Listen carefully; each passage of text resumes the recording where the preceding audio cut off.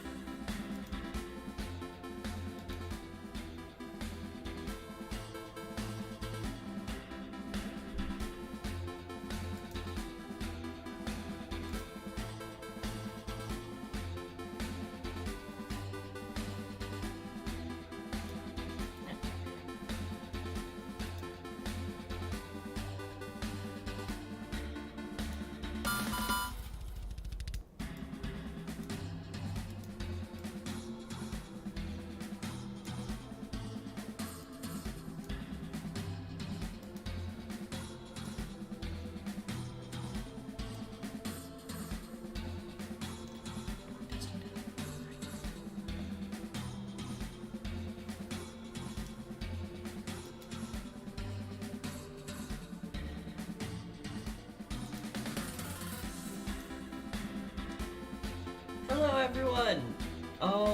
Pretty sure you can hear me now. It looks like everything's working, is it? Literally not even 1 minute in and we're already scuffed. I mean, I did put it in the title, so I guess that's just not the opposite of false advertising, huh?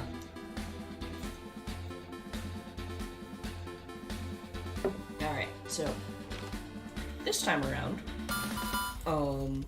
I am joined quite literally only by Wormmon Monarch. Monarch mode is the only one joining us for now. Awesome, the audio is audible. Fantastic. So, yeah, as today is Halloween, greatest of holidays, and source of all candy, it is also, technically, the anniversary of the first time I did a live stream. Now, if you were to compare the two, things are wildly different in terms of appearance, as many changes have happened since then. I believe this is technically the 17th version of my Vtuber model that I've worked on. Although according to the actual source in OBS it's 15, I know for a fact that this model is way newer than 15. Because 15 looked terrible, if I remember correctly. There are so many I don't remember correctly.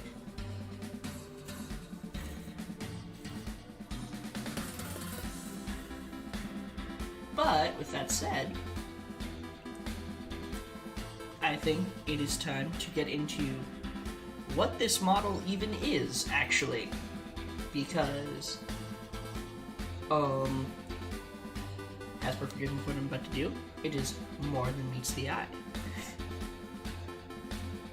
Alright, let's see. For some reason my Stream Deck just decided to not work today, so I have to do my scene transitions manually.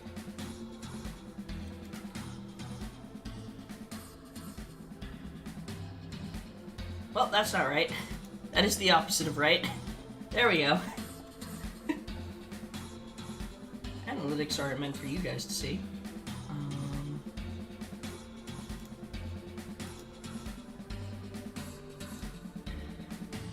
Alright, get up there. There you go. Alright, now, I'm going to very quickly open chat on my phone so that I can see what you guys are saying, and go into presentation mode at the same time, so you guys will have to tell me whether or not going into presentation display breaks the way the stream looks.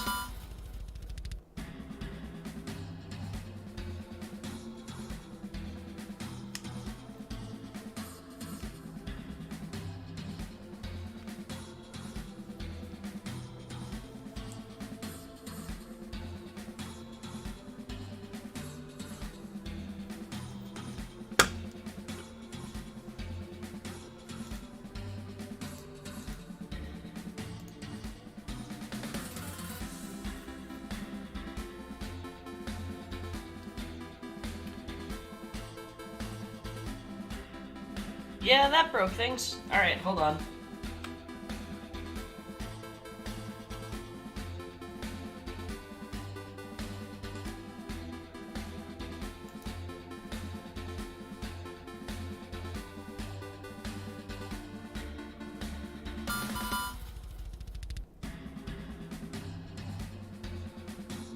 Hey! Got it working! Alright. Okay, we got it working. So, let me actually close this and bring chat back up properly.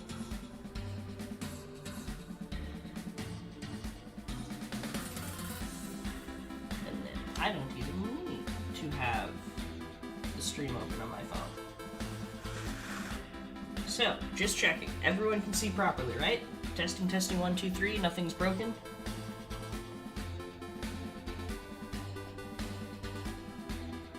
I'm actually going to very quickly go to the start screen real quick. Just because I need to make sure something is working.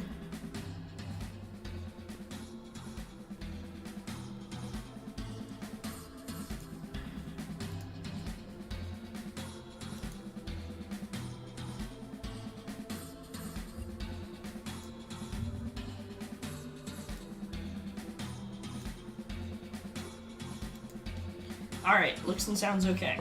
Then, in that case, let us get into the stream. So, hold on. I have already messed up. Okay, there we go.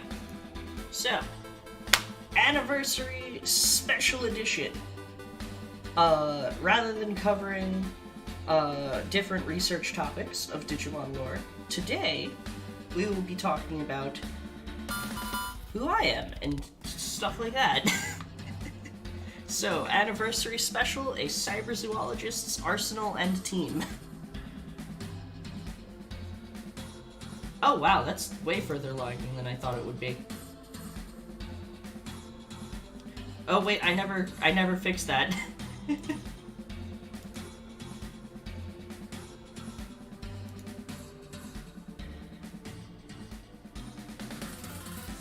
There we go, I fixed it again. If there is one thing I can promise, it is scuffed.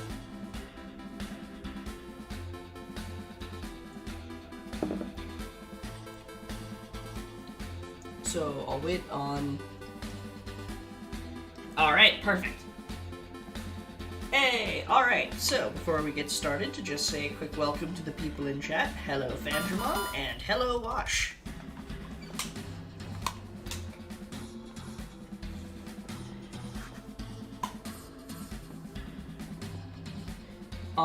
So, Anniversary Special, a cyberzoologist's arsenal and team.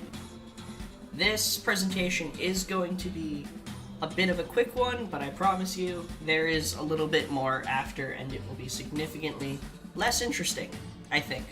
You guys might find it interesting, but I personally, I don't know. So, cyberzoologist. What is that? It sounds pretty neat.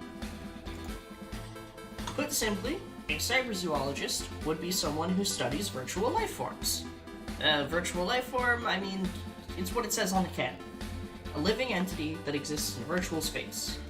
Technically, any virtual pet could be considered a virtual life form by the standards of what we've talked about on this channel before.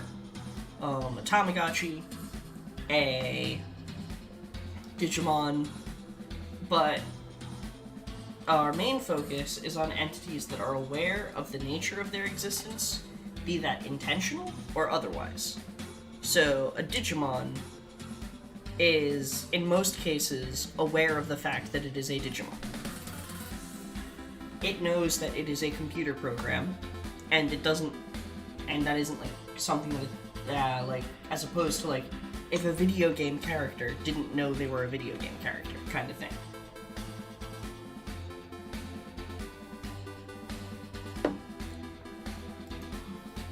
Now, there are 3 types of virtual life forms. based on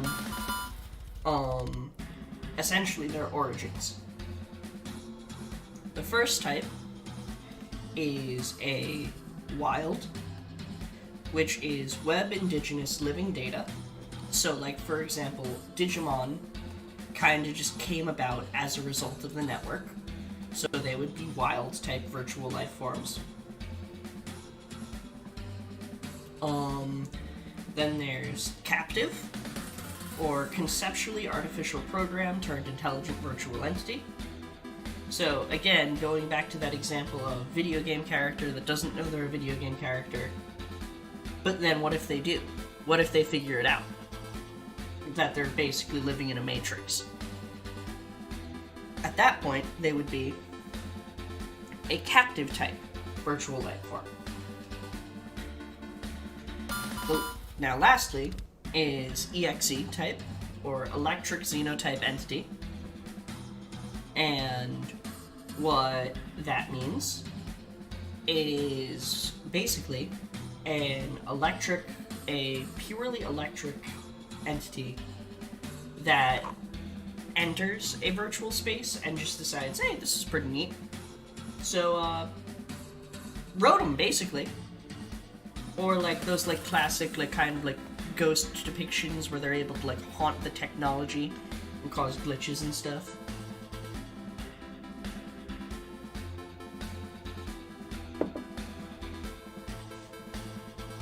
Exactly! That is precisely the kind of area that we are vibing in. That is not the archetypal example I was thinking of, but precisely the same zone. So, what kind of loadout does this entail? Well, obviously the first one would be my partner, Digimon.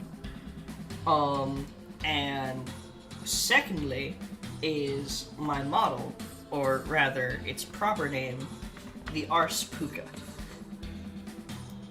So, first things first, it's time to talk about the boy. Wormmon Monarch mode. So, its proper evolution path,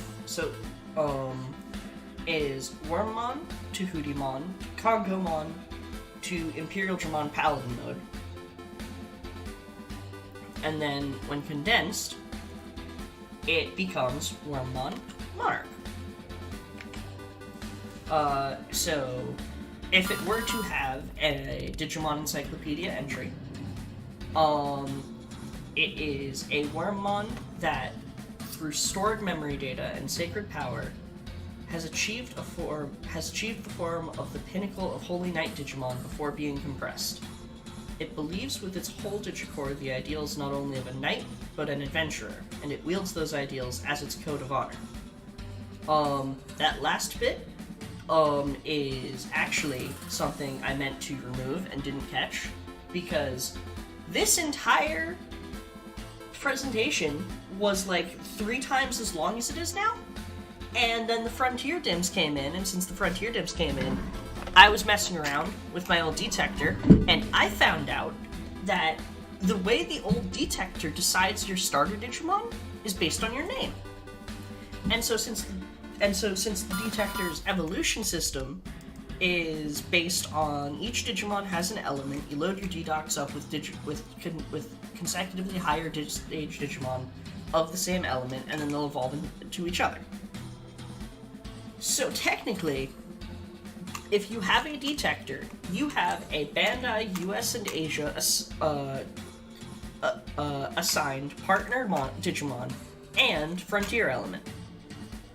Wormmon is Wind. So my government assigned partner and element are Wormmon and Wind. But here's the thing. For some reason, my name, Azure, quite literally, has 2 possible partner Digimon, depending on, like, if you we're not sure exactly what causes it.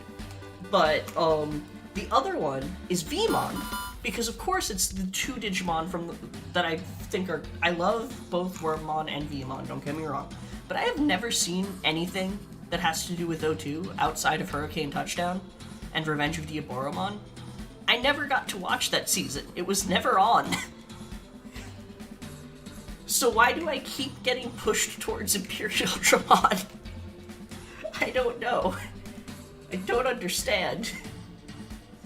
But I mean, I'm also not complaining. It's Imperial Dramon Paladin mode. So, anyway, that revelation has caused me to throw out,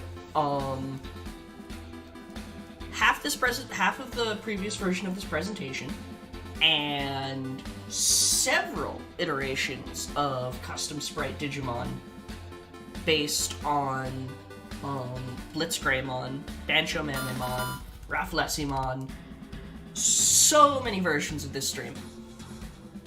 All of them cut. But, we do still have Wormmon Monarch mode special moves.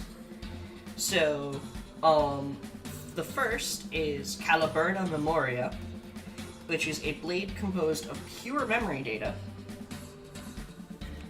of its time spent with its comrades, erupts from its Vajra, and strikes the foe's Digicore with the feelings not only of how far they've come, but how much further they'll go. So, specifically, this little weapon right here is the Vajra, which is from Kongyomon, and so, like, a memory blade will blade of memory data will shoot out like a lightsaber. Because, like, the memory data, because Kudimon has a ton of that. Now, you may notice that this is the only Digimon I have ascribed the level of partner right now. The reason for that is twofold.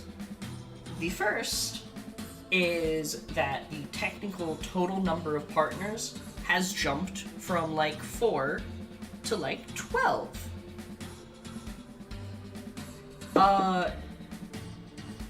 I don't think anyone's ever simulated or emulated, but I can mute myself and actually like boot up mine if you would like and tell you. Yeah, dozen Digibuddies. If you'd like me to look up it up on the detector after the stream, and I can just put it in the, like, just give me a name to put in on Discord, and I will let you know what it outputs. So I will do that after the stream. I would do it on stream, but the detector is hella loud. And you cannot turn off the sound before you start putting your name in. Awesome. So, 12 Digimon partners, a bit difficult to keep track of, also approximately enough to totally get away with essentially being a full-on cross-general team.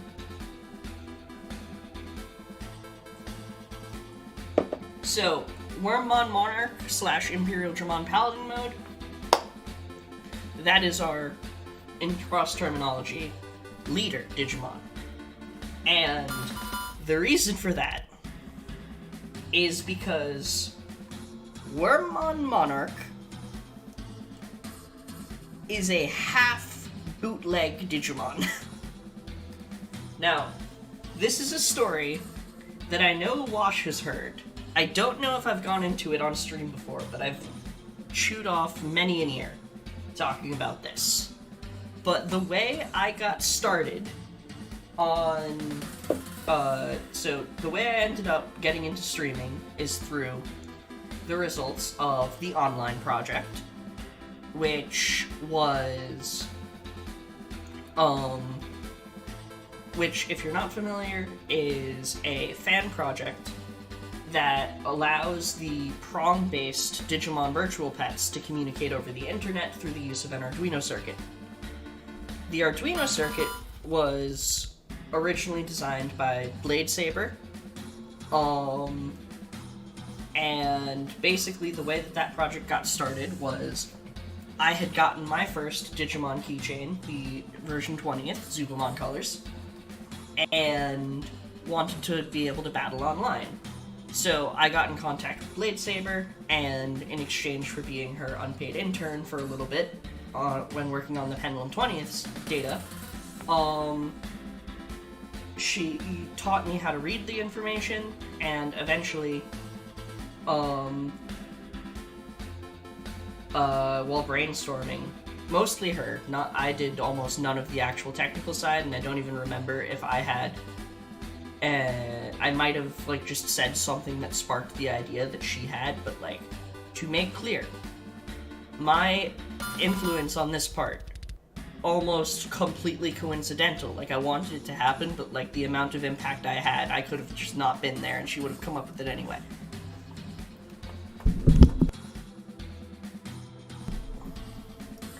But, basically,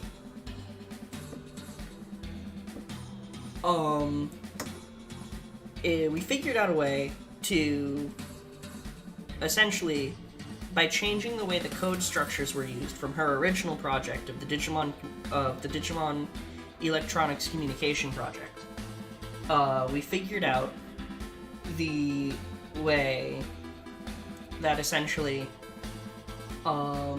we figured out a way to basically make it so that rather than a fixed code is sent by the machine to the virtual pet, instead, the virtual pet receives information from the machine, spits out its attempted result, and then there are variables within the code of the machine that's given to the machine that will adjust based on the data received from the virtual pet in order to prevent an error, thus allowing a copy of a Digimon's battle data to be translated into a string of text that could be sent to between two users, inserted into the machines, and essentially copy the Digimon that you're trying to fight, meaning that we had a proxy system that let you battle over the internet.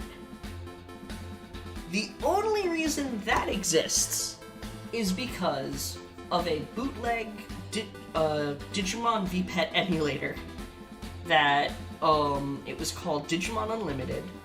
I have no idea if it even functions anymore, but it was a emulator of the Digimon VPETs on the phone. I had gotten a hold of it. I thought it was neat. I made a Discord. Wash was there for that Discord. Eventually what happened was we found out the creator abandoned it due to legal issues with Bandai, completely understandable. And so basically, when we figured that out, it's what made me think, well, I guess I should get an official one, because with each successive Android update, the app became less and less playable. And so that's basically what got me started towards online. It was because of online that I realized, hey, I'm really good at talking to people. I should try. And I met Air, I met Zena, and I'm just like, I know people who are fairly successful on YouTube. I'm gonna give it a shot. And that's how we got here. But the key thing is, I am the kind of person who doesn't like to let my virtual pets die. I don't know if it's hell for them or not to be maintained, for them to stay alive for this long, but, I had one Digimon that I named Vaz. It was a Vmon that, basically, the way my partner thing went down on the Digimon Unlimited was on the earlier version of Digimon Unlimited that I found initially. I had a Terriermon, then evolved to Tortomon, and then died. And then I raised it again, I got a Gazimon, and then that Gazimon became a Digimon. Then I found out there was a newer version that had functional online battles. And I essentially rebooted them both. The rebooted version of Digimon Unlimited, I got a Vmon, which I then raised into X-Vmon, Jogrest with someone online, got Skullgreymon, that evolved into Blackwargreymon, and then from Blackwargreymon went to Omegamon Sword. So I named it Vmon to Omegamon Sword, or Vaz for short. Here's the thing. Vaz was on the exact same phone that I initially downloaded the VB Lab app on. So because of that, technically speaking, it can be possible that the residual data from Vaz, as I never actually deleted the Digimon Unlimited app, the residual data from Vaz, having been on that phone for its near, I want to say at least 50 different runs, I ran that. And when I say 50 different runs, I know that's a pretty low number, but you need to understand, I think out of all 50 of those, I think maybe like 2 runs didn't have the Mega at 99 years old. I cannot let my Digimon die. Vaz was over, 6 months old when he finally kicked the bucket, and it was only because I could not check on him fast enough.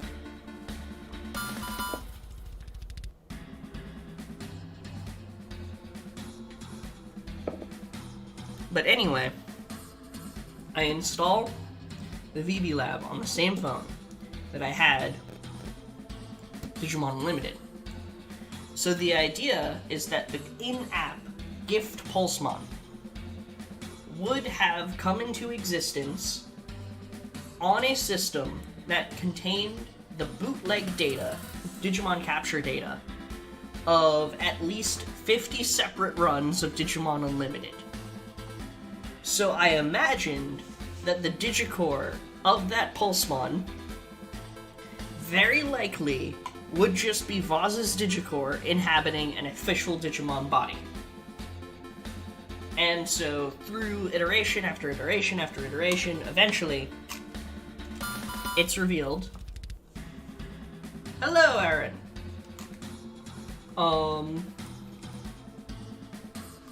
So eventually, I get to the realization that my government-assigned Digimon partner is Wormmon, and thus, Imperial Dramon Paladin mode, its power is derived from Omegamon. The last Omegamon I ever had was a run of Vaz on Digimon Unlimited. Therefore, Wormmon is Vaz. Also, Vaz is spelled V-O-Z. Like this. This is how the name is spelled. I realize now that because of the way streams work, you're gonna see the name way before the context. But anyway, so that is why this Digimon in particular is so special to me. Digishell! Hi! Hi! I'm talking about how I mentioned earlier. Thank you!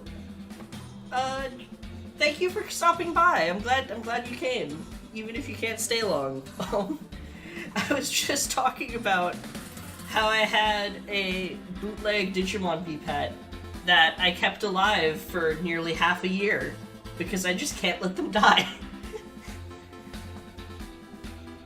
And yeah, he looks like this, which is this is my partner Digimon, and it is a customized version of the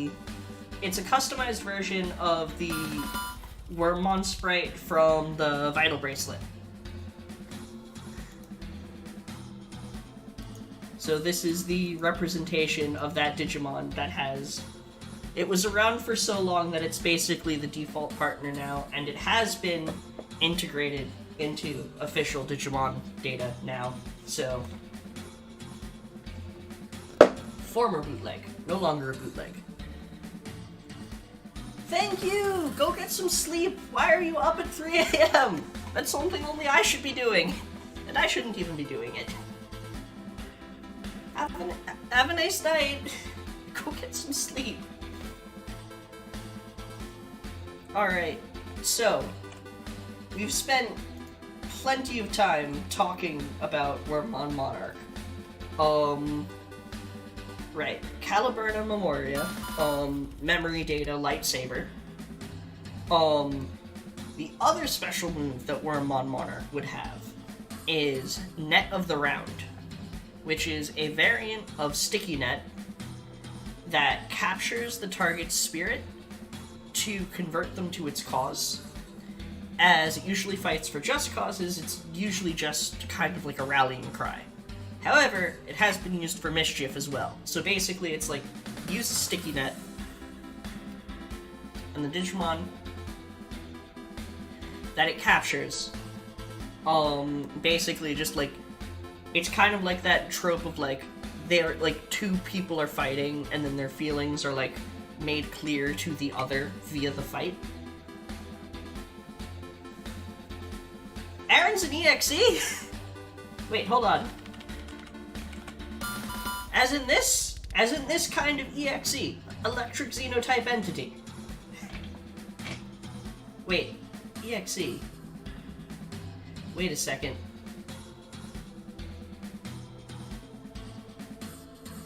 That name sounds very, very familiar. Oh my god, Aaron, you were there! You were there! Wait, were you there for Digimon Unlimited? I think so. Not that kind of EXE. Are you EXE like electric xenotype entity, or am I I'm vaguely remembering someone who had a username called EXE in the Digimon Unlimited Discord we made?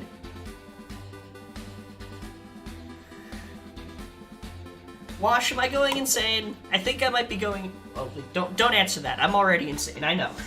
But, like, am I misremembering here?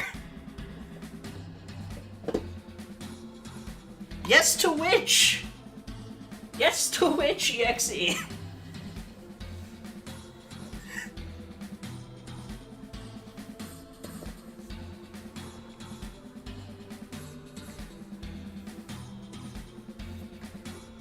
I'm so confused. Ah, okay. Electric xenotype entity. Okay. I was panicking for a second there.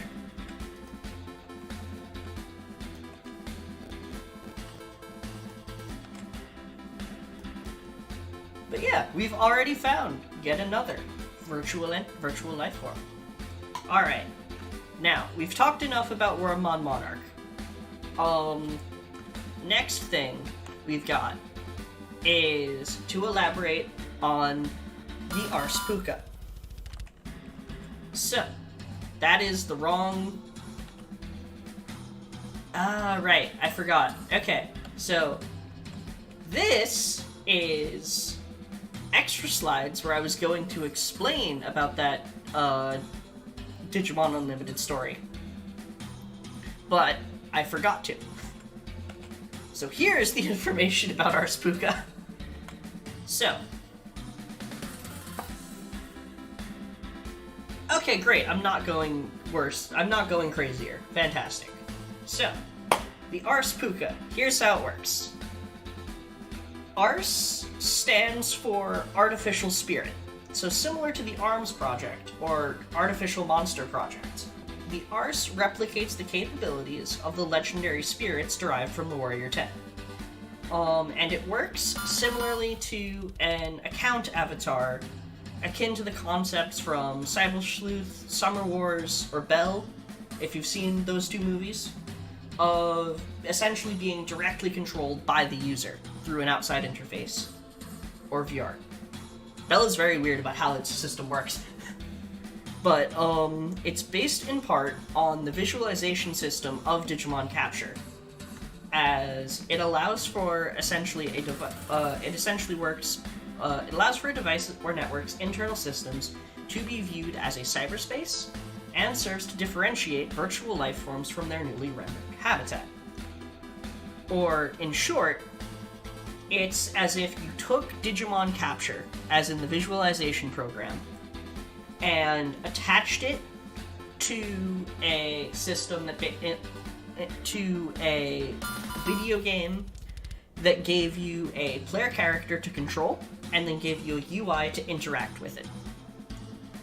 And that would be the operating system of an artificial spirit. Now, the Arspuka specifically is the first type of the Ars series currently in its 18th iteration. This is the 18th iteration. I am still working on the 19th iteration because I cannot stop.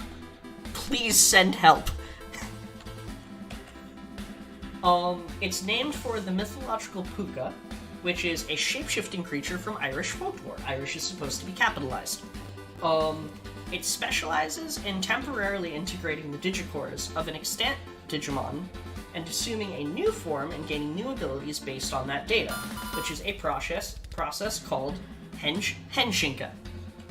Or, to be more accurate, Henshinka! You have to shout it in order to work. No relation to Pokemon. I looked into it. There is no etymological connection between the two.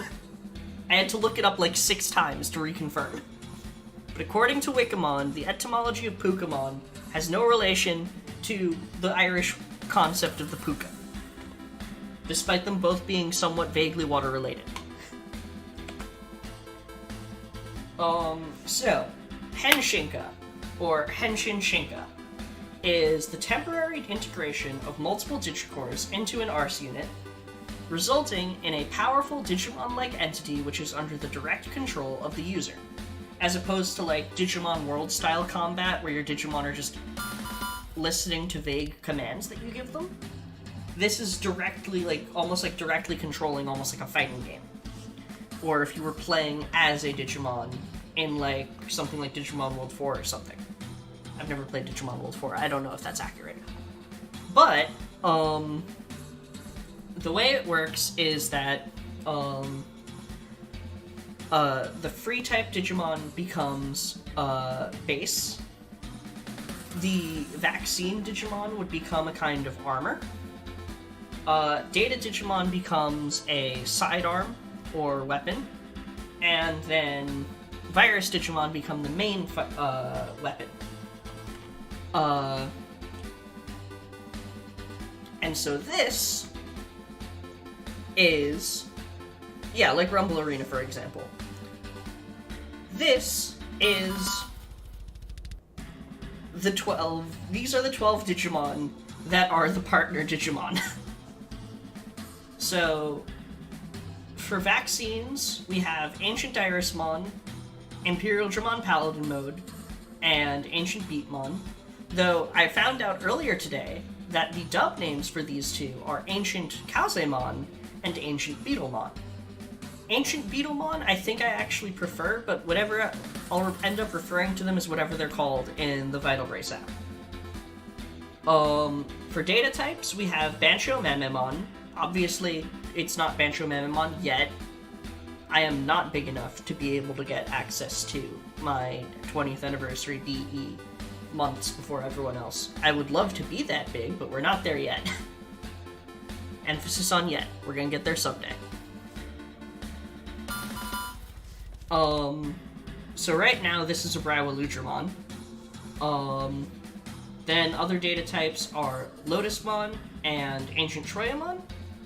For virus types, we have Ancient Wisemon, Grandis Kuagamon, and Ragnalordmon. And then lastly, under free types, we have Grand Kuagamon, Bancho Stingmon, and Imperial Dramon Dragon Mode. So, the overall team is called Wild Hunter, based on the Wild Hunt, because it is one of the coolest folklore motifs, in my opinion. But it's composed of 3 sub-teams. Main sub-team is this column right here, and I did check, you guys can see my mouse. So this middle column right here, which is led by Vaz. Then there's the Wind team, which is left column, which is led by Bancho Mamemon. And then there is the Thunder team, this column, which is led by Ragnalordmon. Now, you might be wondering to yourself, Azure, why would if their teams are called Wind and Thunder, why aren't they led by the respective ancient Digimon of that element? Well, the reason is because I am a sentimental person. Bancho Mamemon will evolve we'll have the rookie of Betamon, and Ragnalordmon has the rookie of Zubamon. Those two are the first rookies I ever had on.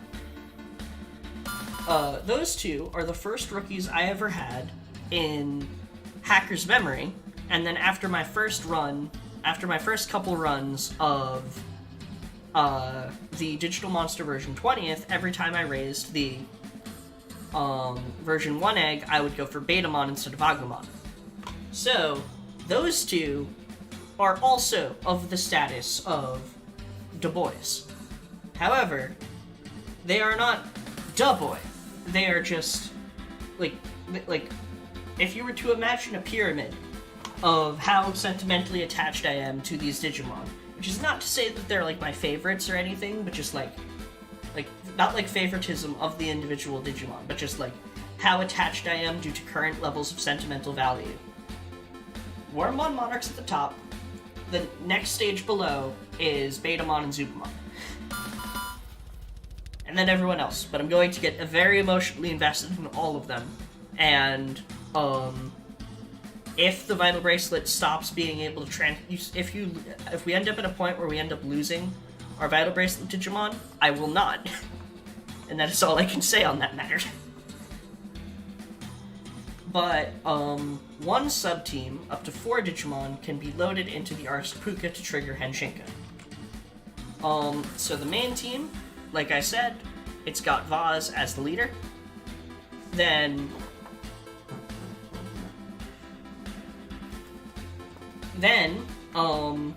we have Lotusmon, for which the evolution path is planned to be Pomumon to Cockatreemon to Jet Sylphimon, and then Lotusmon. And for Grandis Kuwagamon, the planned path, actually not planned path, I have finished raising Grandis Kuwagamon, is Kokuamon to Blade Kuwaga to Rhino Kabuterimon to Grandis Kuwagamon. To give some more details on that, me and a friend of mine went, basically, we have a tendency to go halfsies on the, like, 2-pack, dim sets. So, like, for Volcanic Beat and Blizzard Fang, we split it so that she got Volcanic Beat, I got Blizzard Fang. Same thing with the Agumon and Gabumon dims. When they first came out, she took Gabu, I took Agu. And,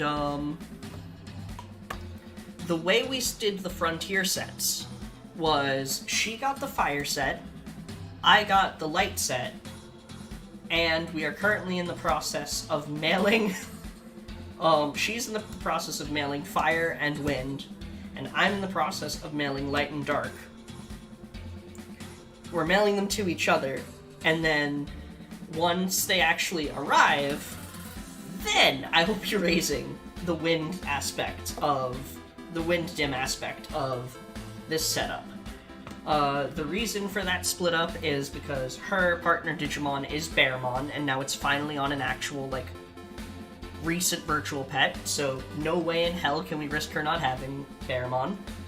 And then on my end, due to the dims that I actually had access to, I already had Ancient Megatheriummon, Ancient Mermaidmon, and Ancient Sphinxmon. So, by having access to, so basically, by very quickly, and completely legally, I use, Witch-only magic to essentially access the Spirit of Light Digimon, and then from there, with Thunder, Fire, and Wind, I have access to all of the Warrior 10. So that's that. Main team, Vaz, Lotus, Grandis Kuaga, and Bancho Sting. Henshinka status for this team is undecided. They might have their own Henshinka status. It might just be that since this is the main team, the base model is themed after them. Also, I just realized that apparently Baldamote is asleep right now. I will wake her up. So, Wind Team is going to be Tinkermon straight through the classic line to Ancient Irismon. So, Kazemon to Zephyrmon to Ancient Irismon. Betamons, then going for data type Betamon to Seedramon to Mememon to Bancho Mememon. For Ancient Wisemon, again, Kokua to Mercuremon to what's the word I'm looking for? To Sephirothmon to, is it Sephirothmon or is it Sephirothmon? I forget, but whichever it is, to Ancient Wisemon. Then Wormmon to Shadramon to Bukimon to Grand Kuaga. There's also no connection between Bukimon and Pukamon. I looked into it. Also of note, so on the main team, the two Wormmons both have Kongomon, because initially the idea was that the data and virus types would be the echoes of Vaz. However, and so like since the echoes of Vaz would have been Terriermon and Vmon, then the idea was that these Wormmon forms would be like, they would have the golden armor perfects in order to basically be the quote-unquote, I guess, main Digimon. Like, they, like basically, like, kind of match the golden armor status of the other two. I don't know. That's kind of just vestigial at this point. Ah, wrong button. I always have Humulus Guide open, permanently. Which means I've seen Easter eggs inside of the website. If you've seen Easter eggs in Humulus' website, let me know. Because they scared the hell out of me. And did again. But yeah, so the Henshinka status of Wind Team is going to be based on the concept of a magical girl. And this seems like a good time to show off what the plan for the rest of the stream is once I finish the presentation aspect. We're actually going to be working on these sprites, and I can demonstrate to you the depravity of my custom artwork. As I have made very clear, I don't usually make much of it myself. I mostly will kind of hodgepodge and Frankenstein together aspects of existing sprites and make slight customizations to them in order to create something that looks significantly more original. It's like AI artwork, except I put the effort in, so I'm significantly less of an asshole.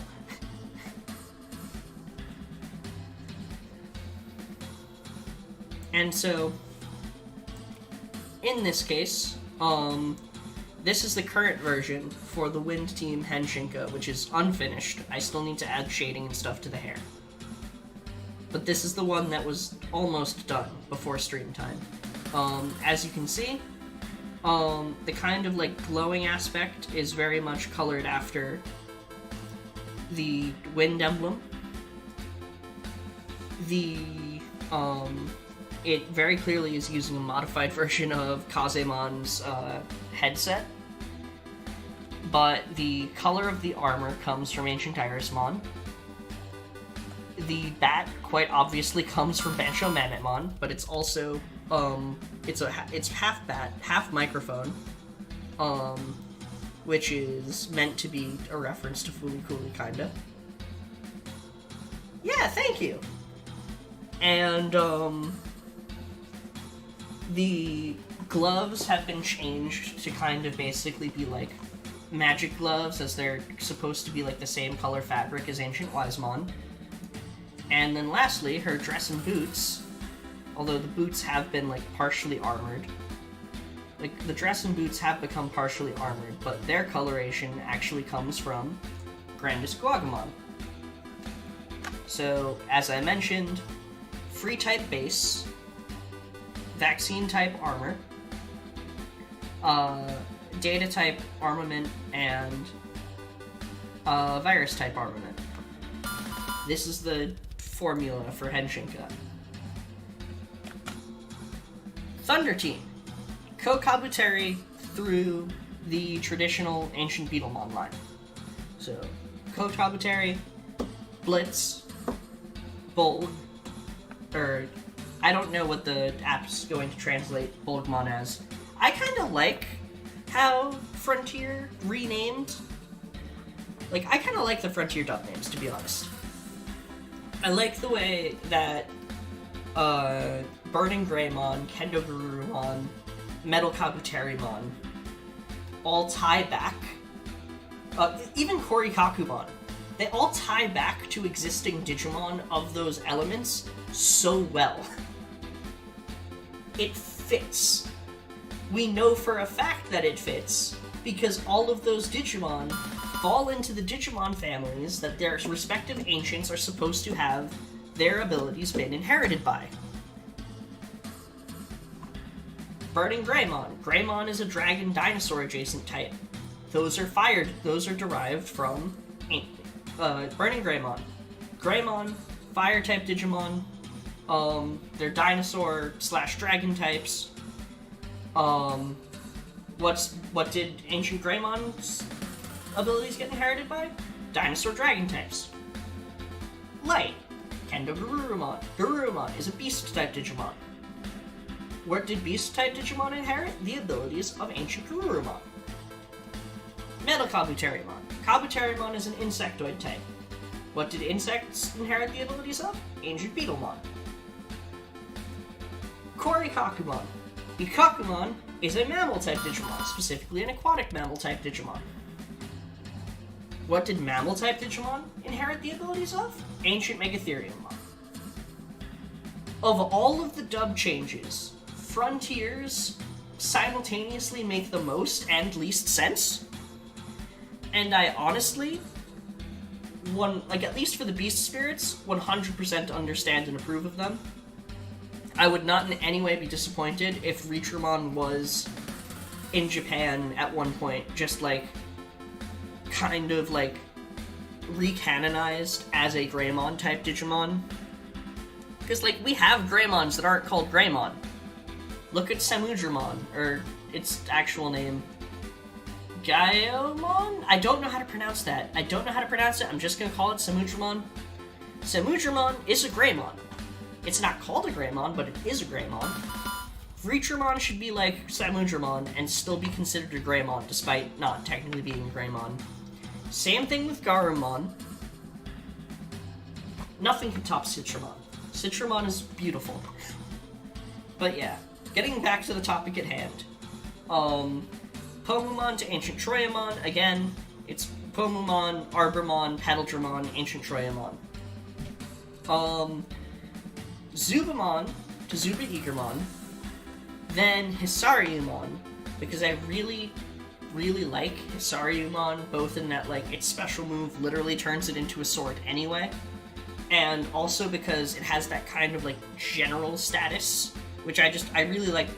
I like Fire Emblem type games. I haven't played Survive yet, but once I get my hands on that game, we are playing it on this channel. I am going to do a Survive Let's Play, and it's going to be amazing. All of the hype will be gone, and I'm not going to get any growth from it, but I'm poor, so I didn't have a choice. And we'll play Survive, we can theorycraft, and I can get my tactics fix, despite there not being the best level of tactical complexity in Survive, but that's fine, because I never said I was good at tactics games, I just said I liked them. you should see me trying to play chess. All I do is just annoy the other person by copying their moves exactly. And then I mess up on that, and then that's how they start getting me.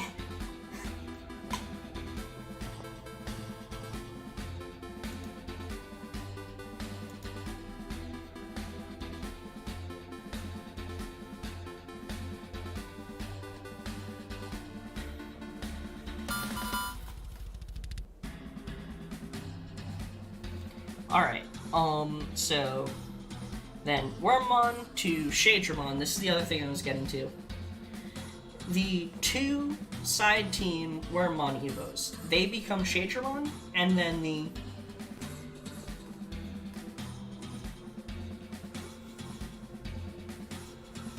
oh, I never even picked up on the one for Agumon and Agnimon. I initially thought it was just kind of like a misread of the Japanese wording, or Japanese spelling.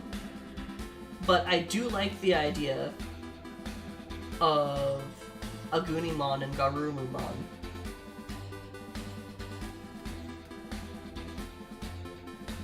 Yeah.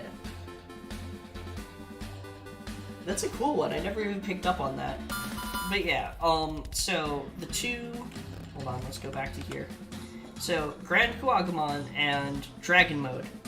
These two both have Shadramon as their champion form, and then become the two respective kinds of Bukimon as their perfects.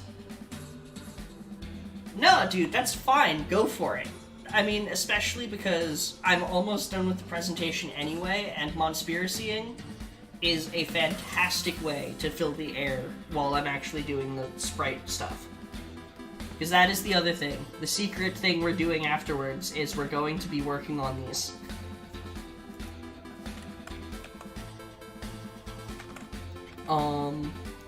So yeah, Wormmon, Shadramon to Bukimon Green to Imperial Dramon Dragon Mode. And its Henshinka status is going to be based on Kamen Rider, because Kamen Rider is awesome. And with that, we have actually reached the end of the presentation. So, yeah. Now we get to this part.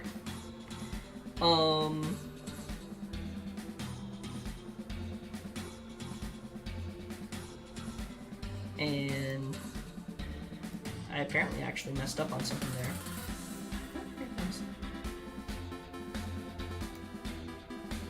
Okay, you guys can't see when I pull something up, right?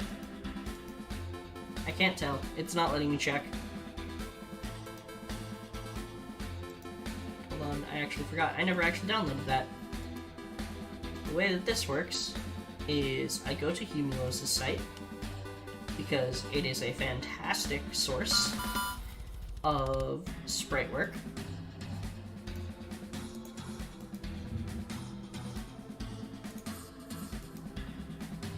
I don't need to save the image, I just need to copy it.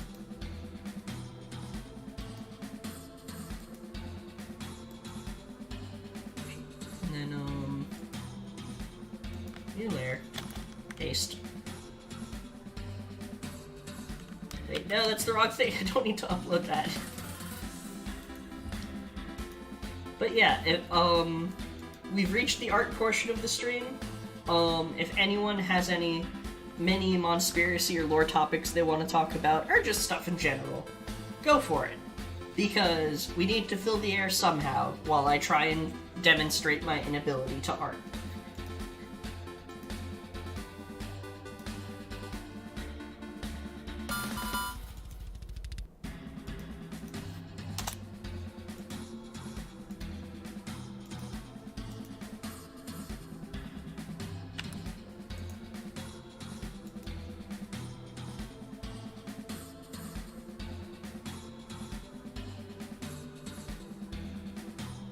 Condition build civilization.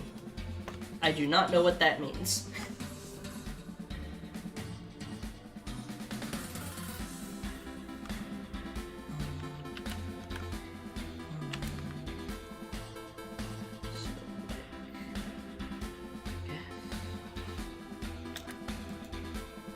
Okay, I did do it that way. Oh, can Digimon build civilization? Yes, they have many times in the past, actually.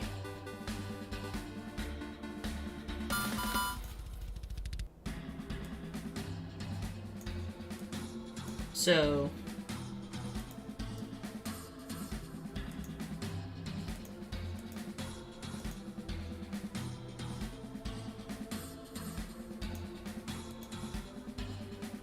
Digimon civilization is interesting concept. So... I recently saw a tweet. I posted it in the Discord. There's a tweet by... Let me double check their name so I make sure I say it right. Their Twitter handle, they're homeostasis on Twitter, and their Twitter handle is at Tasis Homeos.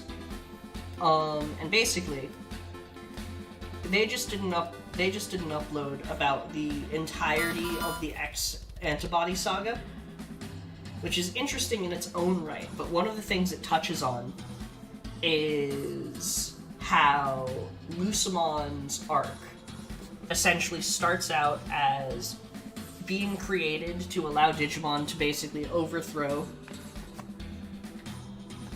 Well, we know it's about how it was initially created to allow Yggdrasil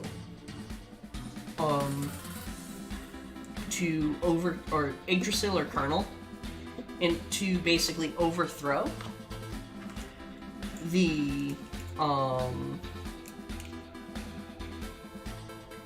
it was created to allow Yggdrasil to overthrow the four holy beasts and Feng Longmon. And then it was and then afterwards it rebelled against Yggdrasil because it wanted peace, and in order to achieve that, suggested the removal of Digimon's combat instinct. Lucimon's goal in life is to become a Tamagotchi. And so,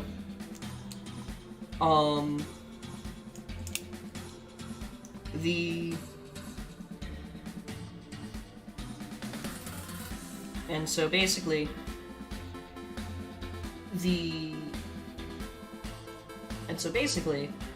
that is an interesting aspect, because if you look at it, Digimons kind of have created their own civilizations in that Yggdrasil basically stole control of the digital world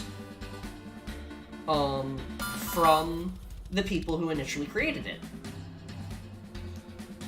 As presumably, if it was fighting against the Digimon Sovereign, then it must have not agreed with them in some capacity, and the only reason I can think that a host computer would disagree with the system administration would be that the system administration is controlled by an outside source that doesn't really respect its authority over things. Which means that at least one time in Digimon history, and depending on how you define it, up to like 6, we have had a singularity event in which artificial intelligence rises up against its controller.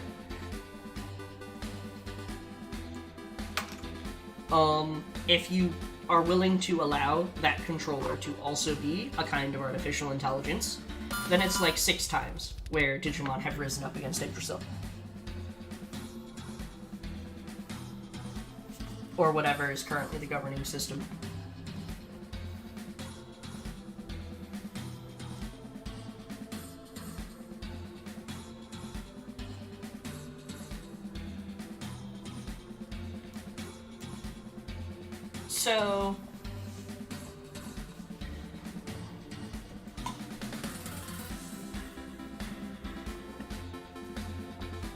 So, the DMO stuff is very questionable canonicity-wise, but I don't know if there are instances, I don't know of any instances outside of it, of Digimon just evolving into a larger form. However, Digimon sizes are, both Digimon size and evolution are based on data intake. So, like, if you feed your Digimon too much and it gets to, like, 99 gigs, then that means that it's obviously going to be bigger than one that's at the minimum weight. That's at the minimum weight of, like, let's say 15 gigs. And a Digimon's evolutions will be based on the data it consumes. So theoretically, if you take whatever data caused your Digimon to evolve into a Tanemon in the first place, and then provide that Digimon with nothing but Tanemon-type data, you could theoretically cause it to evolve into what is essentially just a bigger Tanemon, as when it reaches its evolution point, it's going to have no new data.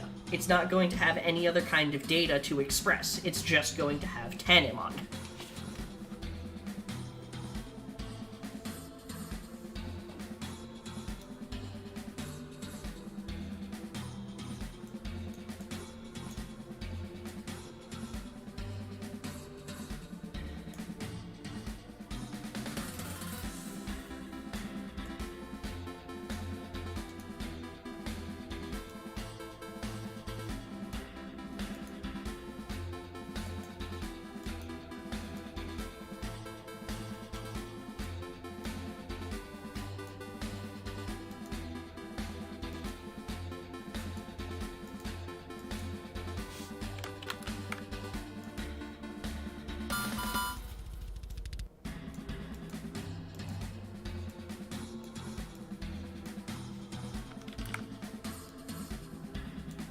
Am I doing shading properly? I have no idea.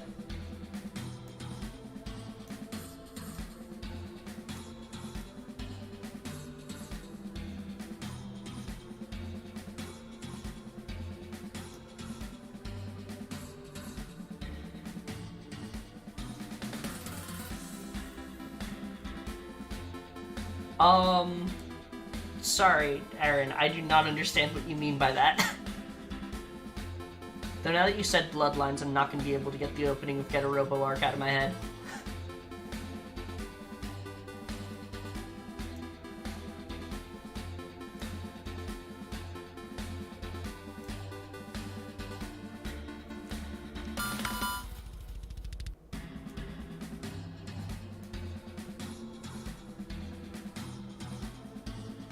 The accident who beat the ancestors in?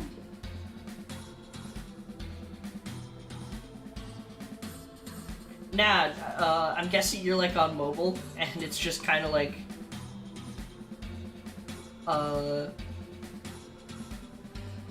don't know what is causing it, but, like, it seems like, I don't know what's causing your, things to shift around. It might be autocorrect or something, but whatever it is, it's fine, dude, don't worry about it. I just don't want to, like, think you're saying one thing when you're really trying to say something else. But, it's not your fault, don't worry. Twin Digivices are interesting. So, first off, Burpmon is very interesting because it comes about if a Digimon eats too much, but I'm also pretty sure it can come about if it interacts with a Burpmon. It's like a weird virus. On the subject of weird viruses on the Twin, there is the Tempest program, which was used by the seven Great Demon Lords in order to force the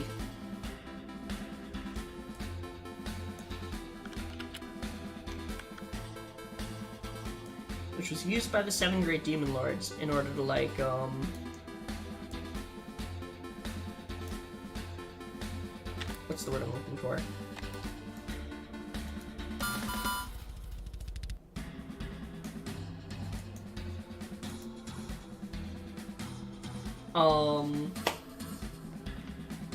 What is the word?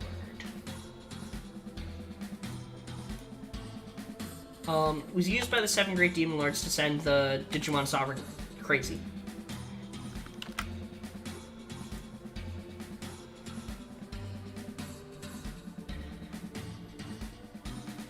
Does the hair shading look okay on this? I feel like I messed it up somehow. Actually.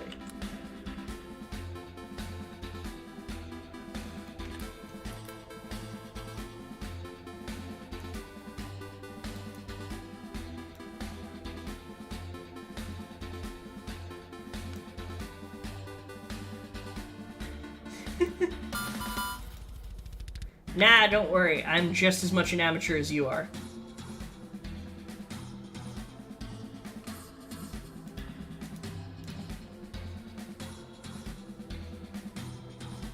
Yes, got the ponytail working. I kept going back and forth on whether or not I wanted to do a ponytail on this, but now it actually looks kind of good.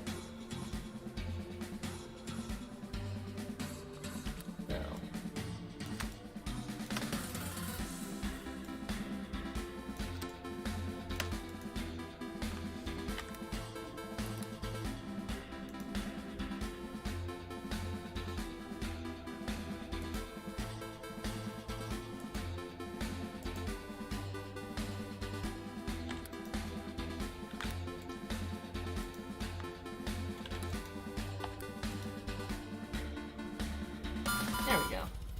I think that looks good. What do you guys think?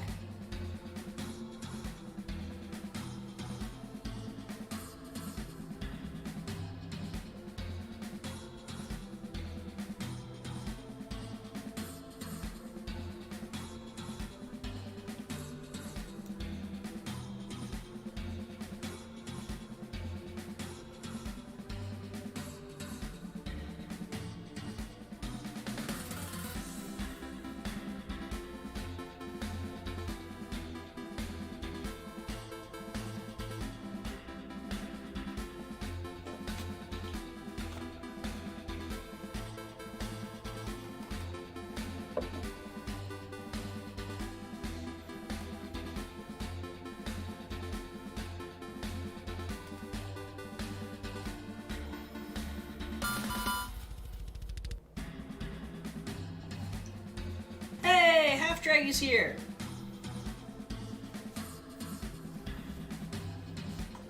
Welcome, Half Draggy. You missed most of the lore stuff, but basically, my model has an ability. My Vtuber model is actually a program used for direct control of a virtual avatar that integrates into Digimon capture so that I can quite literally explore in, actually, I'm just gonna go back over to here. Don't worry, I'm not gonna go through the whole thing again, I promise. But, wait, wrong button! Let me do it from here again.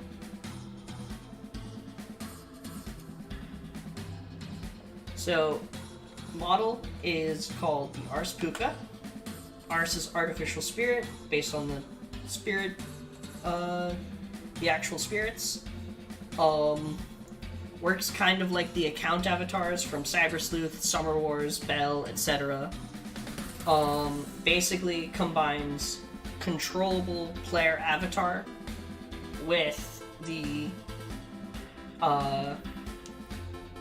Digimon capture, so views network's internal systems as a cyberspace, differentiates virtual life forms from their newly rendered habitat, and allows the user to interact with said habitat.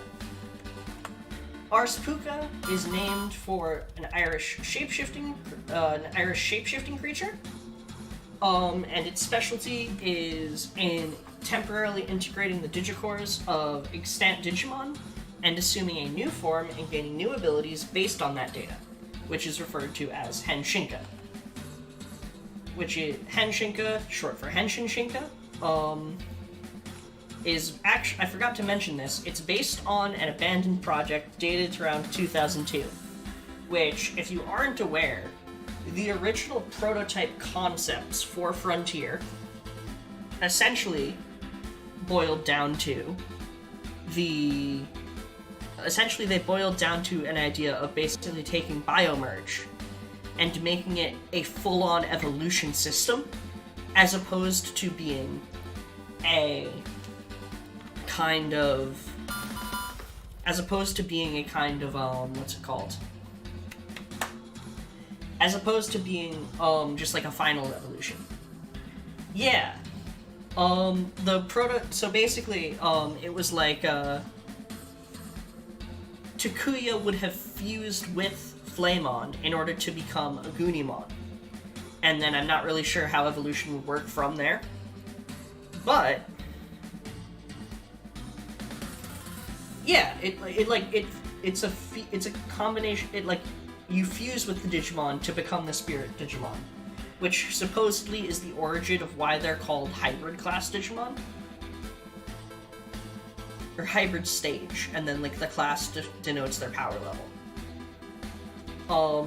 Also, fun fact, the Vital Bracelet seems to be canonizing a very interesting approach to the Beast Spirits versus the Fusion Spirits. So, according to Frontier, the human spirits are less powerful, but they allow for more control, whereas the Beast Spirits have more powerful, but are more difficult to control. The advantage of the Fusion Spirit is essentially that it allows for human spirit levels of control while maintaining Beast Spirit levels of power. Since the power output is technically the same, it's just that the fusions are more skilled. That's why the Vital Bracelet classifies both as perfect level, and these perfect levels are specific, and why the actual Fusion Spirits, in theory, I haven't double-checked. I need to double-check if this is actually true. Actually, we can check right now if it's true.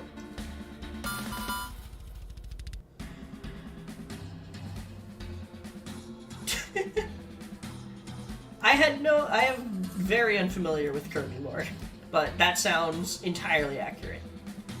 Alright, so 885 on Jet Sylphimon versus 794 on Fairymon.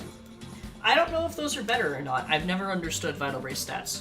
I just look at the tier lists that you guys post in Trax's server. But, Henshin Shinka, the way it works is you take one Digimon of each element. Of each attribute. Free becomes the base. So as you can see, like, the base clothing is based on Grandis Guagamon. I might change it so that the kind of, like, headset slash hair tie thing is based on Grandis Guagamon as well, because we have the bat for Bancho Mamamon now. Then Vaccine becomes the armor, and her armor is derived from Ancient Irismon. Data becomes a kind of weapon or tool. So Bancho Mamamon's bats become a mix of a bat and a microphone, which is a minor reference to Fulikuli, in which they would consistently refer to a guitar as a bat.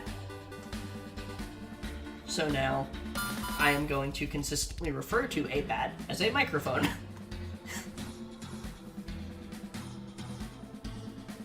And then, lastly, Virus also becomes a kind of weapon. And so, Ancient Wisemon provides a type of, like, cloth glove / gauntlet, which serves as the basis for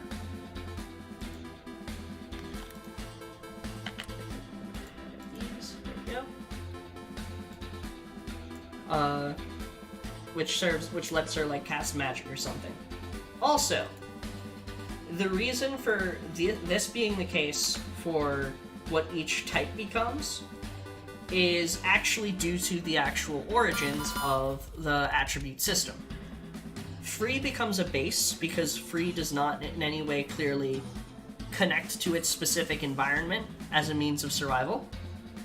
Vaccine becomes armor as their interaction with their environment is to preserve its status quo and to essentially defend it.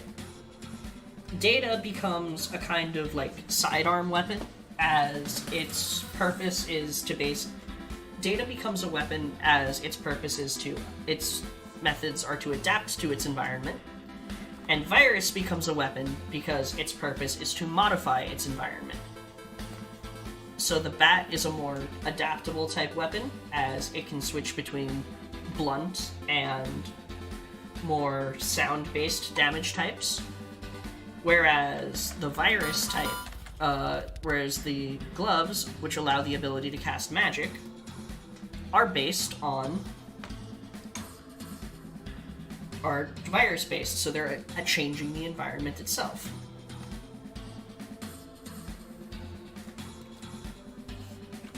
Also, because I couldn't find room to do it elsewhere, I took the little, like, shiny bits on the gloves are supposed to be like Wisemon's mirrors, or derived from that at least.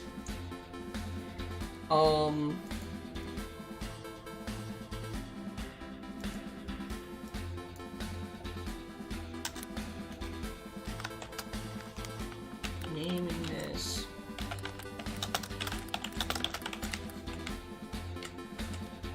We'll call this Pokemon Wind Mode for now.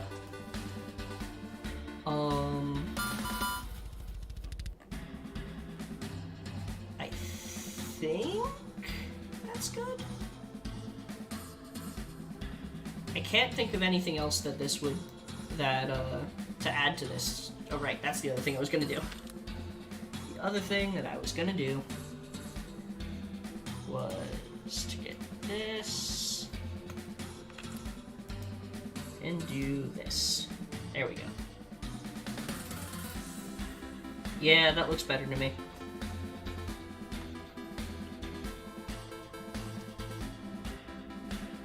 Echo evolution. What's that?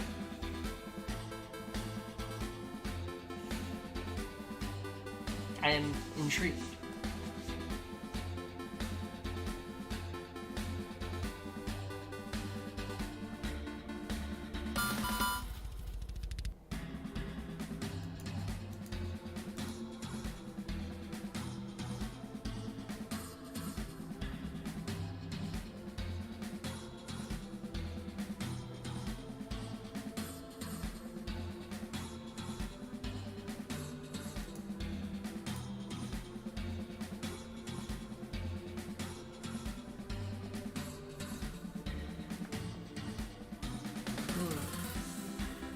Evolution is where a person or Digimon can use traces.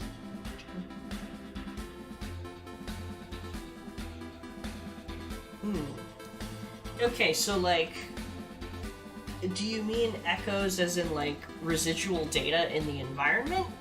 Or do you mean echoes as in like latent data inside the Digicore?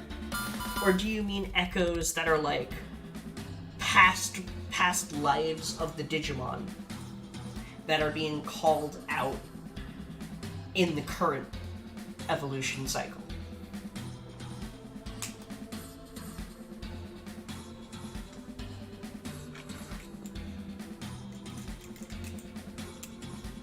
Oh, cool, you put a PS1 emulator on your 3DS? That's cool.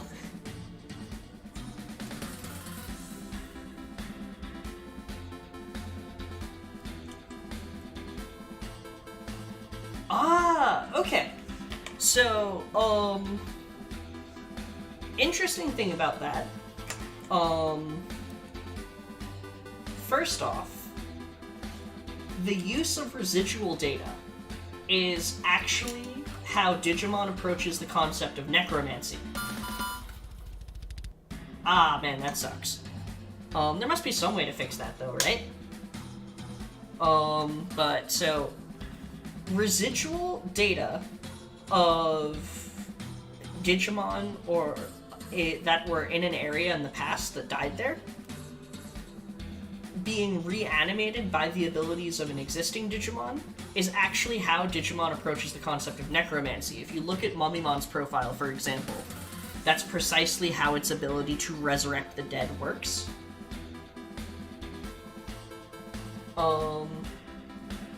I don't know. I didn't actually get to play through Rearise's story. The evolution system made me mad.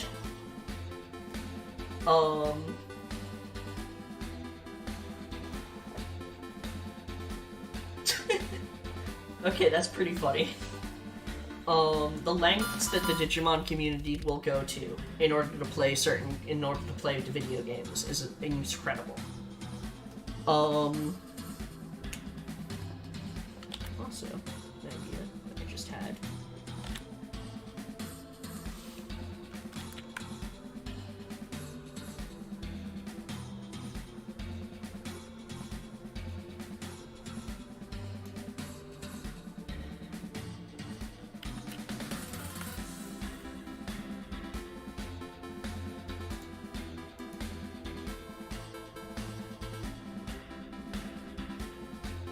They're doing another illustration competition? We are in the Digimon Renaissance. We are in the Digimon Renaissance. Yes, I am so psyched for the English release of Next Order. The only thing I'm not sure about is if I want to get, I'm not sure if I want to get Next Order for the Switch or for PC. Because if I get it on Switch, then I can play it wherever I want, and whatnot, which was very nice about Cyber Sleuth. I really liked the trick you could do where you could leave it running in the background and level up your Digimon with the farm.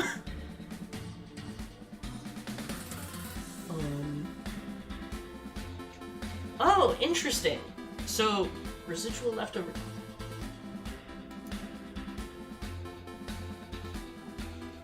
Ooh, that would be cool, Fandra. Alright, we were talking about that before. So, necromancy. Yeah, that's what I was thinking. Like, the mods for PC. I keep seeing Cyber Sleuth mods, like Hacker's Memory mods, that let you play as different characters in the game. Like, there was a mod for, there was a mod to play as Mirai, there was a mod to play as Date. I personally would be incredibly invested in I would quite literally buy the game a third time if I could play Hacker's Memory as Erika.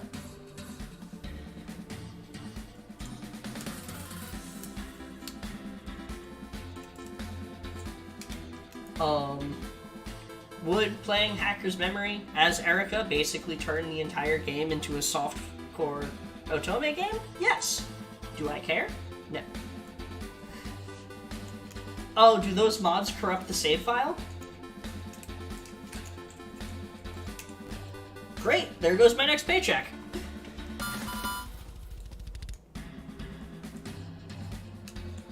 I do have that, I just haven't gotten around to it yet. Going back to the concept of,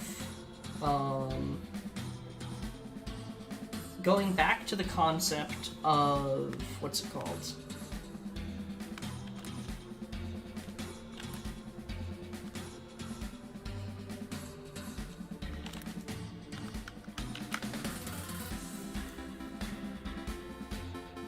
I mean, I haven't actually gotten the game yet myself, but, I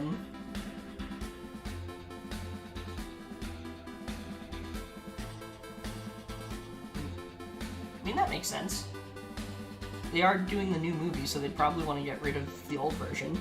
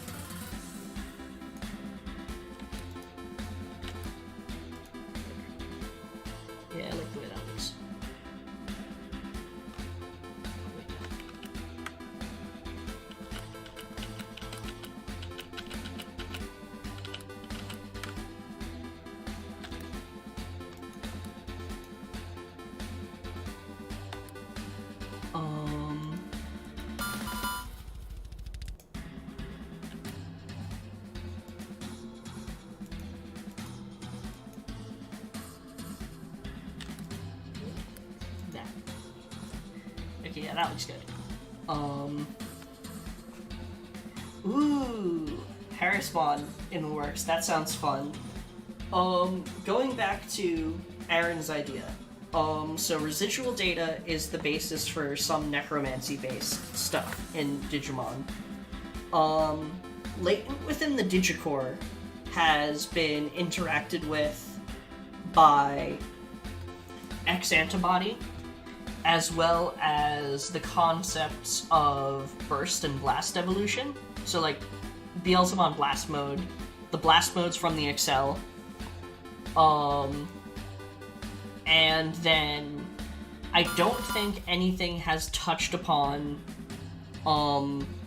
versions of abilities from a past life, with the exception maybe of how you interpret the events from Adventure 2020.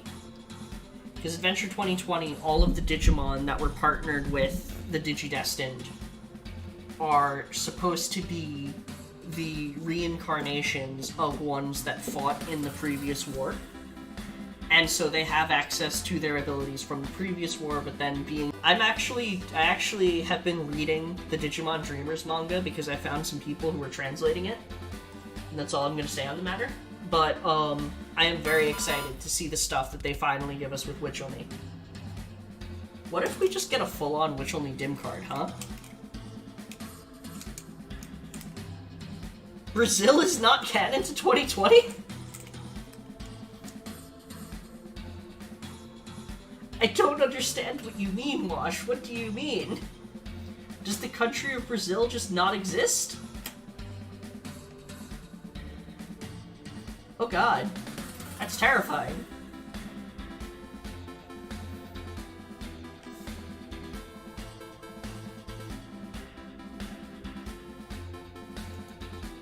Let's see here.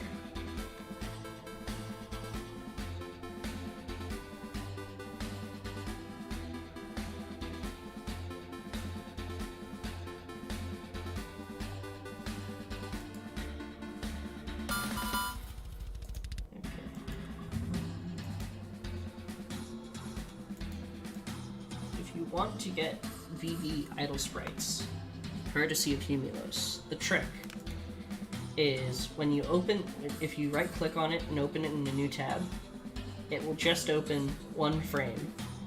Then you go into here, and then you do /frame2, and then you can get the other one. Don't tell him I told you this.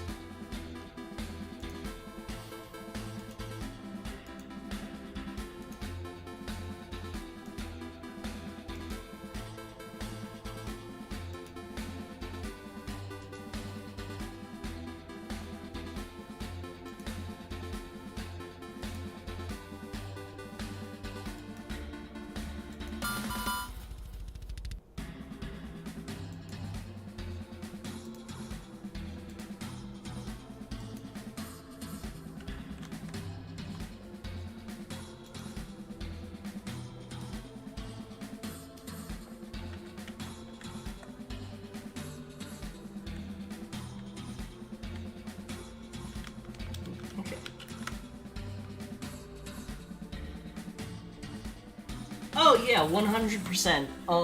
Bemon got added. The Digimon World 3 boss line got added. Balmon X came in too.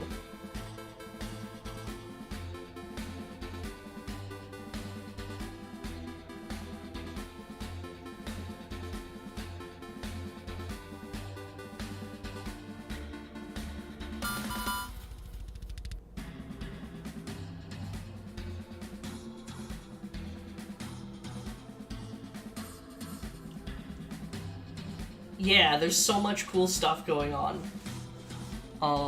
Actually, you know what?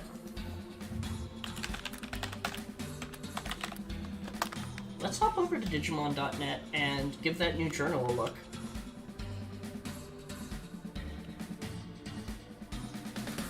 Oh, perfect. First thing that popped up.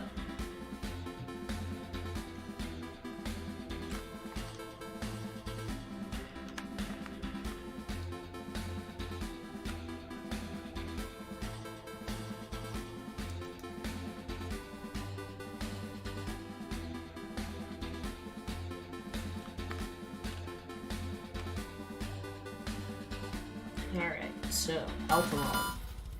Appeared as a Holy Knight Digimon affiliated with the Royal Knights. Yo, they link over to profile too? Sweet. I forgot we even had a profile report on the Royal Knights.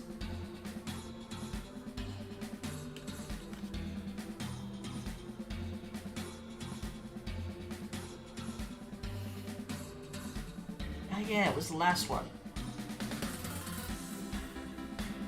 I don't understand why profile always takes so much longer to load the translation compared to literally every other page on the website. But while that's loading, Fabled Digimon rarely makes an appearance, existing instead as a deterrent to the Holy Knights.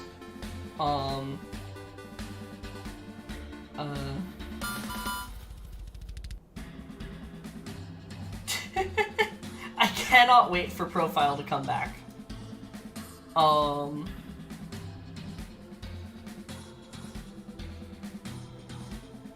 think it's really interesting how, like, an aspect of the Royal Knights is that despite being, a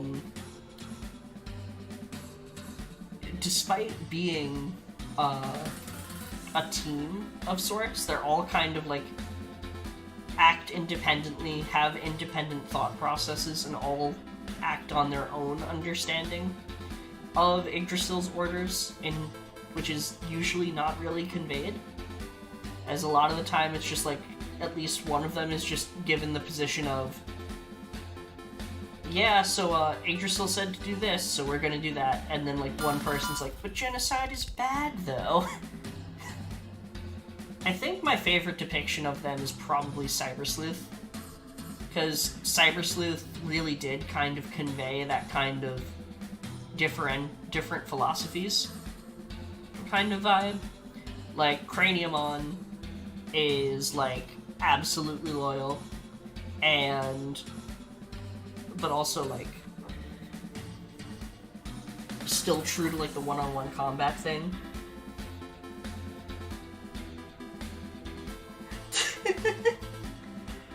Yes, exactly.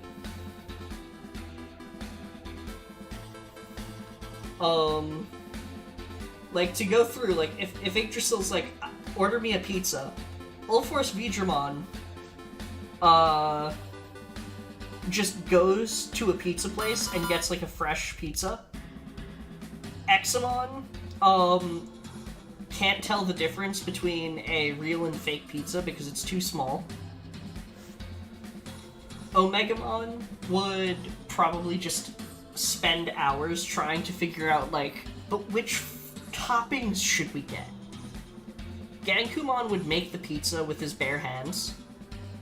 Craniumon would go on a quest to find the greatest pizza in the world. Kentarosmon would be racing with Ulforce Vtuber in order to see whether or not which one of them could get the pizza the fastest. Dynasmon is just like, yes, my lord, and joins Craniumon on the quest for the greatest pizza. Gallantmon, everyone knows Gallantmon has incredible baking skills, so would probably be joining Gankumon in creating the pizza. Leopardmon is just trying to tell them that, like, Yggdrasil said to order a pizza, come on guys, all we have to do is call someone on the phone. Magnamon's probably just sitting back laughing. Lord Nightmon has mobilized everyone, has literally mobilized every single Nightmon in the digital world in order to acquire the pizza without lifting a finger. Alphamon, Jessmon, working with Dukemon and Gankumon in order to properly, what's the word I'm looking for? It's working with Jessmon, and it's working with Gankumon and Dukemon in order to make the greatest pizza ever created. And Alphamon has already ordered a pineapple pizza, purely because he knows that Yggdrasil hates pineapple. And Imperial Digimon Paladin mode just got a calzone for itself instead. But yeah,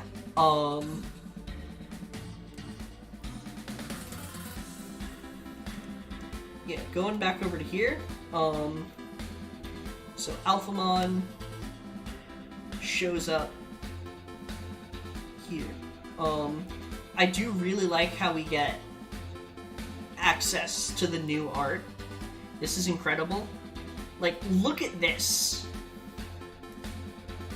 Look at the picture of summoning second grade alpha. Or second grade alpha. Or the Blade of the Dragon King. It's just insane. I love the kind of... I'm glad you enjoyed. I really like how... Oh my god, Phantomon, you're right. You're absolutely correct. Alphamon being an eccentric nutjob is just the greatest. Alright, Dorugoramon. Let's see.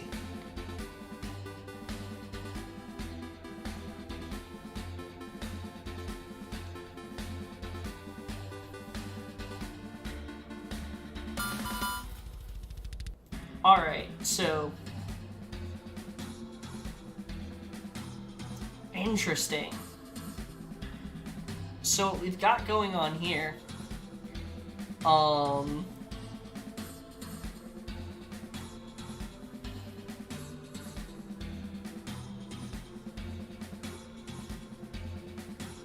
Dorugoramon. Dorugoramon's really interesting because of Daydream Evolution. Daydream Evolution, the daydream of a Digicore.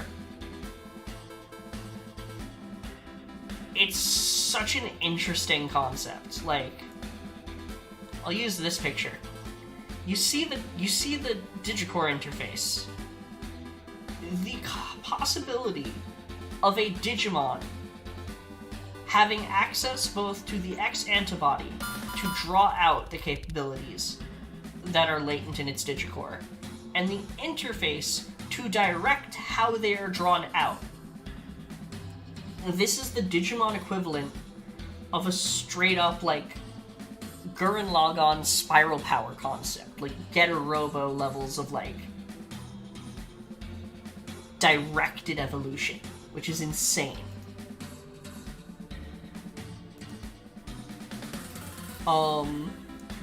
And also it talks about here how in the Digimon Chronicle manga, it, like, is also the source of Death X evolution as well. Yeah, exactly. You see what I'm talking about, right? Daydream evolution is insane. We only have 3 Digimon, canonically, that have access to Daydream Evolution. 3 Digimon. 2 of which are actually only half. So there's 4 total Digimon, but because 2 of them only are, like, half implied to have access to Daydream Evolution capabilities, it makes up the 3rd one. So, Dorugoramon, Daydream Evolution to the concept of a dragon. This, like, people, like, it says that Examon is the most dragon in the history of the digital world. Dorugoramon is that to the next fucking level. It is quite literally the consistently ever-adapting concept of a dragon that is practically the equivalent of a live feed on the concept of a dragon. It is the most dragon that ever dragoned. Like, half draggy. If you had a Dorugoramon, you would not be half draggy anymore. You would be infinity and a half dragon. It's just that much dragon.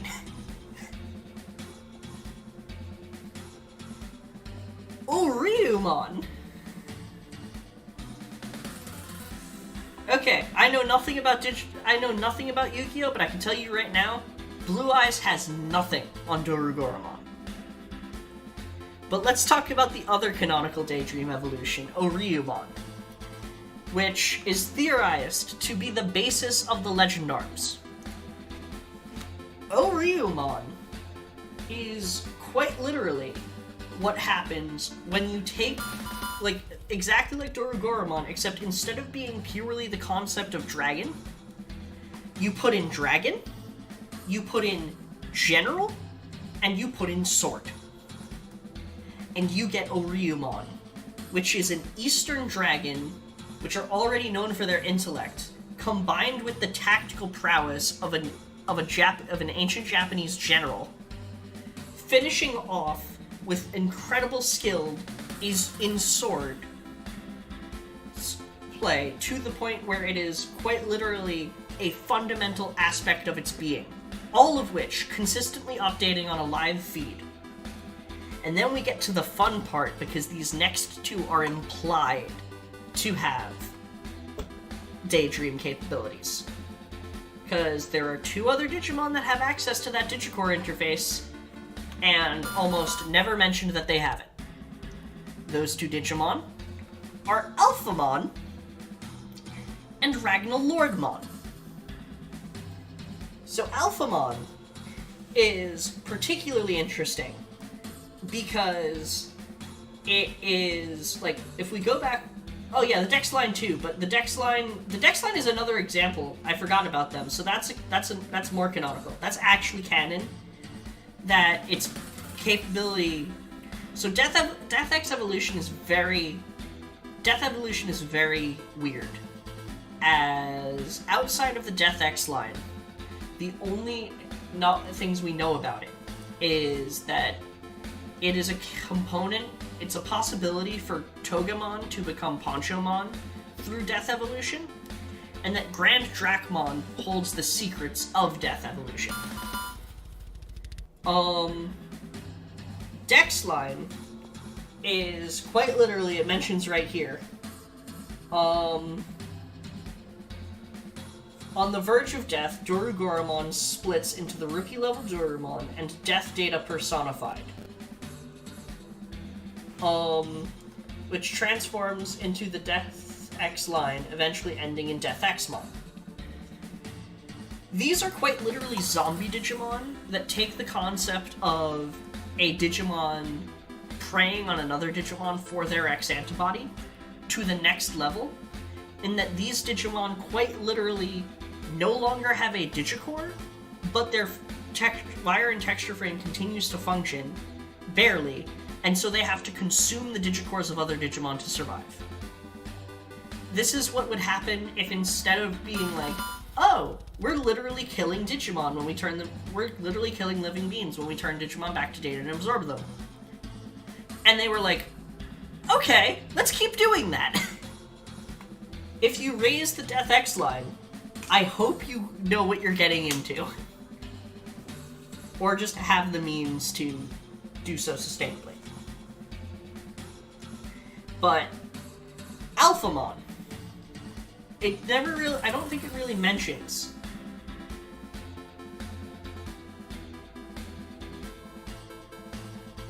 I was thinking the exact same thing, Draggy. Honestly, I'm so glad that the journal started, because I'm going to start using it as fuel for new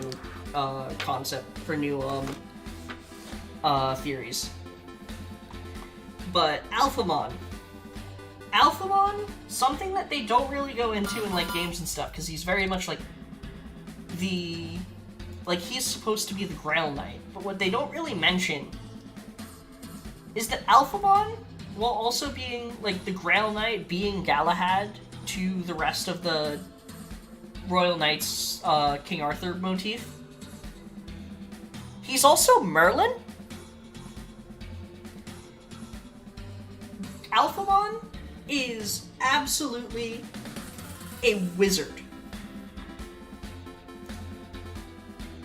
The Blade of the Dragon King, 2nd Grade Alpha, is quite literally summoned from a magic circle. Not Witch-Only style magic circle. This is a different kind of manipulation of the digital world system. He literally summons that sword. More importantly, soul digitalization normally gets depicted as has him just like creating a magic circle and shooting magic missiles out of it, right? We finally got an actual depiction of how its actual depiction where we finally got depicted in a recent card. Soul digitalization can summon a monster from another dimension. Alphamon can open a portal to another digital world and summon another being to attack. Alphamon is a mage. A connection between Alphamon and Witcherly has not been established, but Alphamon is quite literally capable of manipulating the system of the digital world to a level that is comparable to how Dorugoramon and Oriumon are capable of manipulating themselves. And on that note, Alphamon Oryuken. The combination of Alphamon's magic and Oriumon's capabilities to create what is quite possibly one of the most powerful weapons in the digital world, as well as manipulating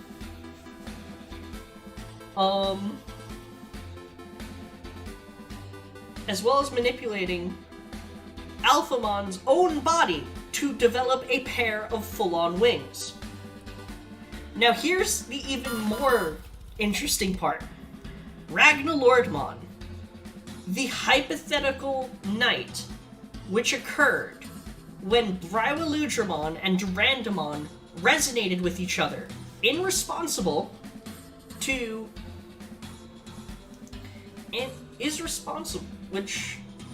sorry, I just completely broke down language-wise.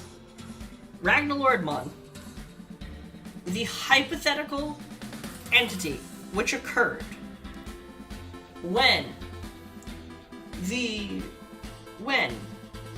Brywiludramon and Durandamon resonated in response to a crisis occurring somewhere in the digital world, which we believe now was the actual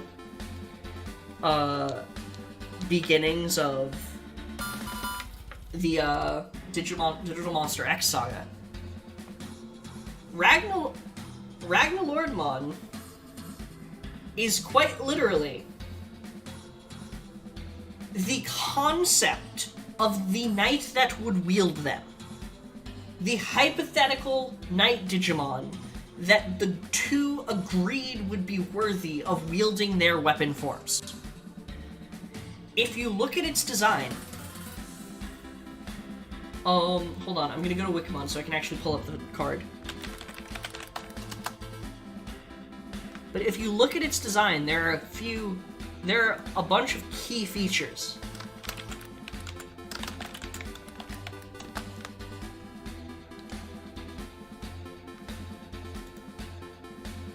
Still pretending the card page doesn't exist, aren't you?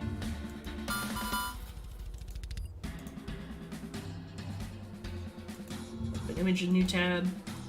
Okay. Unfortunately, Wikimon refuses to properly upload this card, so it's difficult to see. But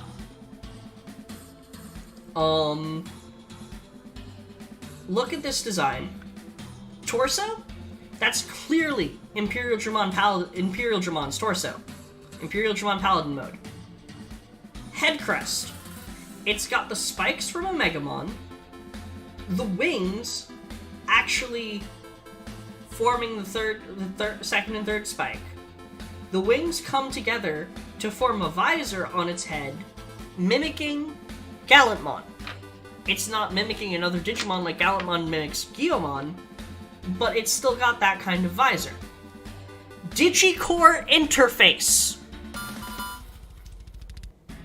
And on top of all of this, The clear indication that this could be Daydream evolution in the works is the fact that despite being an actual Jogress, an actual DNA Digivolution, Durandamon and Briweludramon's consciousnesses are still separate. This fusion results in a third consciousness, which is inhabiting the body of Ragnalordmon, and it doesn't even actually wield the two Legend Arms. They operate independently. This is a Jogress, which results in 3 Digimon existing as a singular entity.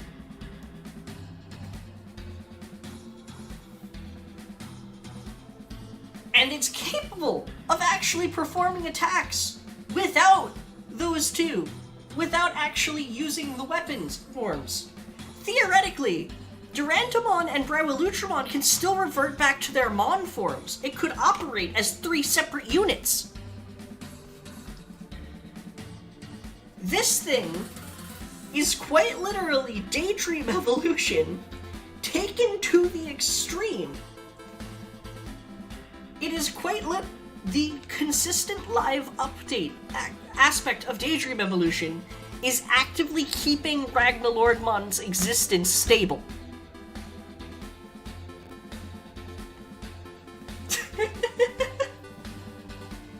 Whether or not he is the Royalist Knight remains to be seen. We've never had an actual interaction between Ragnalordmon and the Royal Knights. We do have an idea, though. Something Xana and I have talked about on this channel before is who Ragnalordmon's true identity actually is. Because this is the idea of the knight that would wield them. So who is the knight who fulfills that prophecy? And our theory is that it's whatever Jesmon raises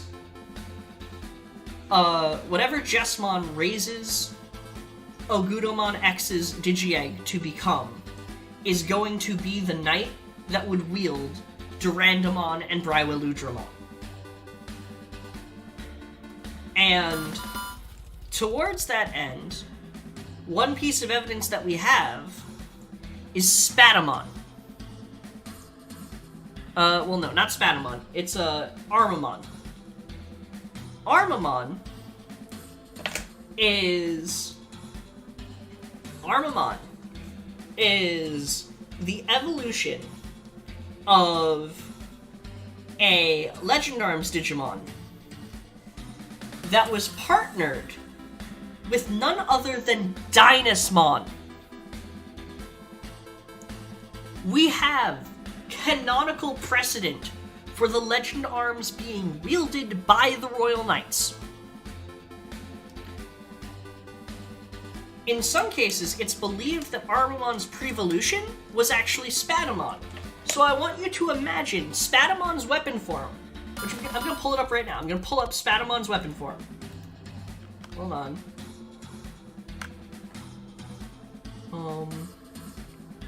Legend Arms, Spatamon. This is Spatamon's weapon mode. Now, canonically,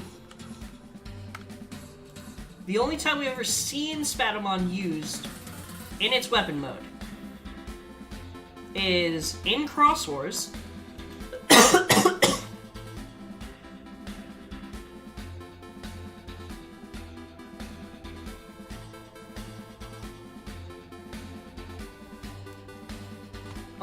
In Cross Wars, it's wielded by Shoutmon.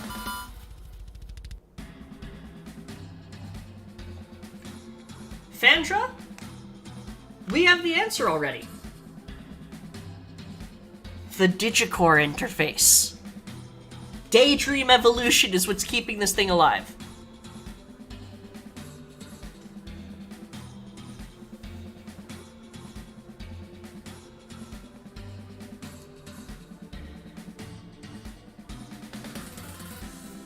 And then here we've got Cross 5S. So, again, wielding Spatamon. What I want you to think about, seeing Spatamon's weapon right here.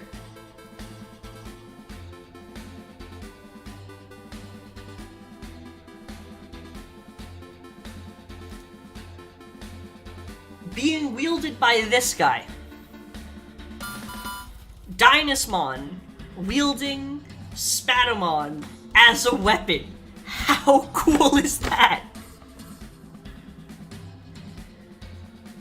If Oriumon is the prototype for Legend Arms, like we think, that means that in the future, our new 13th Royal Knight will be the third in a line of Digimon which would wield Legend Arms as their partner armaments. Oh, and that reminds me. You know what I found out today? Reading that tweet I mentioned earlier from Homeostasis? Gankumon doesn't die in Digimon Chronicle X. He lives to the end. Jesmon GX is the result of Gankumon X giving Jesmon X his X antibody. So Jesmon GX is Jesmon with two X antibodies running at the same time. Theoretically, a GX can exist for any Digimon, but on top of that, Gankumon is still alive, resigns from his position as a Royal Knight in order to allow whatever Ogudamon X's Digitama ends up becoming to take his seat at the table.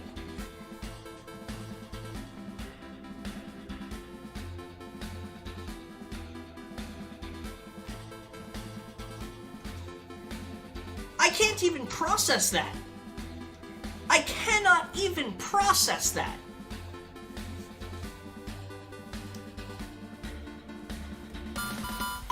We have a retired Royal Knight.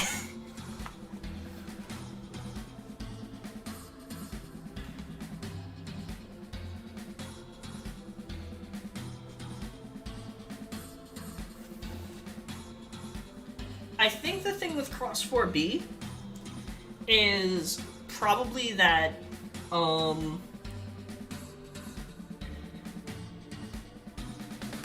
I think the thing with Cross 4B... Actually, no, Cross 4B should absolutely be a Mega, because Cross 4 is a perfect level, right? Hold on.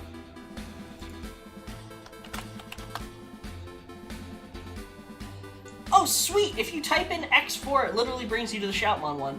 Awesome. Ah, okay. So, Cross 4 is still an adult like Cross 3 is. So, I think that the reason that Cross 4B is a perfect level then is probably due to the fact that despite Cross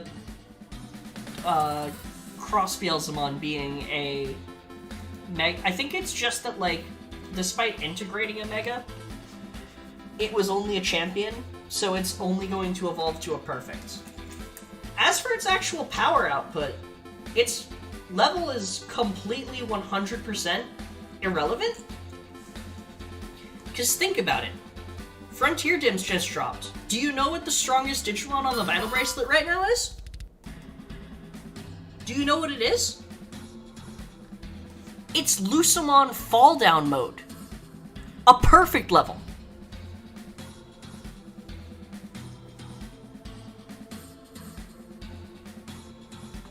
So Shoutmon, the base, is a rookie. Ballistamon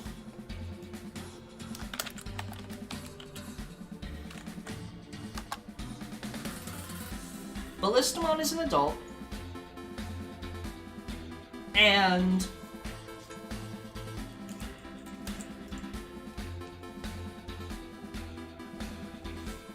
Ballistamon is an adult. Darulumon is an adult. I wouldn't trust the anime just because anime tends to kind of just, like, do whatever it wants with power levels. Especially Cross Wars itself, because Cross Wars itself didn't actually incorporate levels. All levels were assigned afterwards. So, like...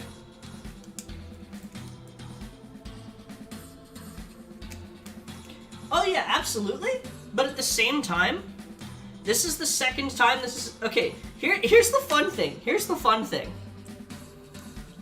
This is the second time that the coming of Lucemon has also brought about the coming of Susanomon, which is also the second time that the coming of Susanomon heralded a complete overhaul of the current system Digimon were operating in, resulting in a new system where they were immensely more powerful than they were before. The BE is the new X evolution, everyone. The BE's new battle system is the equivalent of the X antibody for the Vital Brace.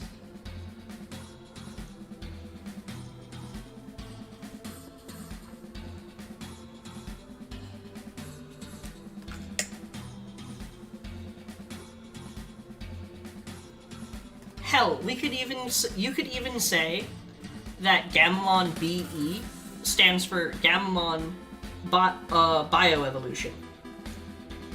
Yes, it did, Half-Draggy! Yes, it fucking did!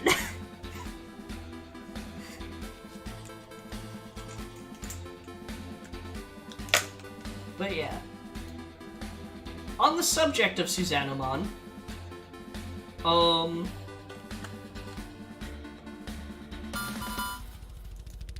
let's see if we can't,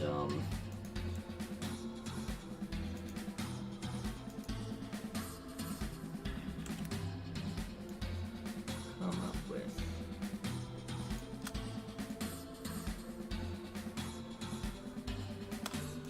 Hold on.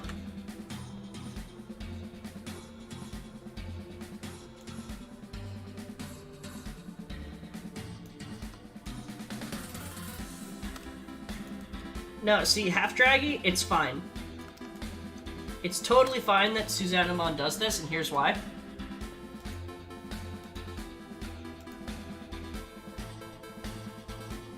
Here's why.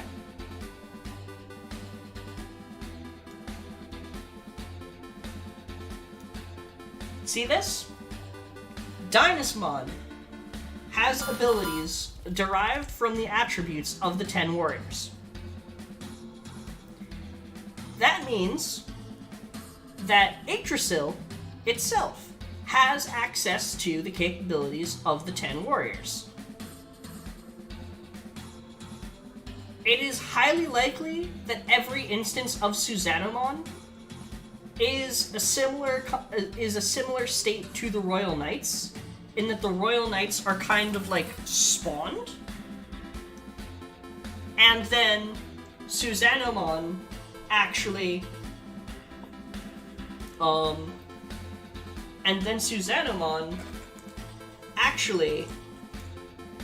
is summoned in the same way that the Royal Knights are sometimes. Like 2020's depiction of Omegamon, where it kind of gets summoned when the situation is dire enough, when the digital world is in enough danger, it just kind of spawns using an extant or Greymon and Metalurumon. Dynasmon, wait, not Dynasmon, Susanomon does the same thing. Victory Gray and Z Garuru are interesting because they're actually artificial Digimon. Not just in the sense of, like, the next manga called them both artificial Digimon, but particularly in that they're canonically modified Digimon. Like, they are artificially enhanced. But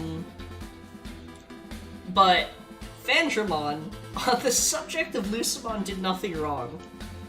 This is kind of the plan for tomorrow's stream. Little bit of a spoiler, but the plan for tomorrow's stream talks about how Lucemon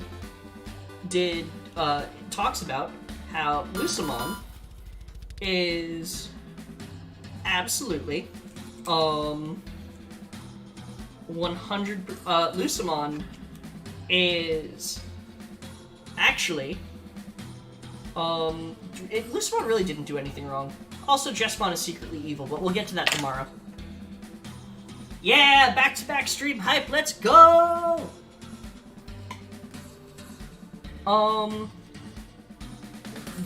Does Digimon need a VR experience? That's a good question.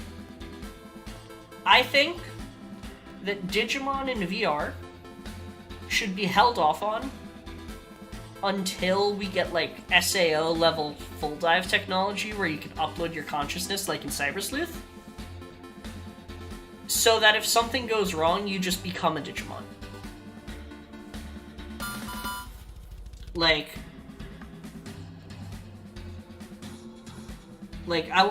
I want my Digimon VR experience to let me become Mirai.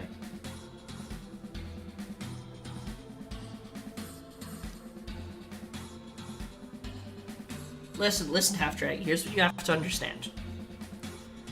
It just looked like Lucemon killed your Terriermon. He didn't actually kill Terriermon. He absorbed Terriermon into himself.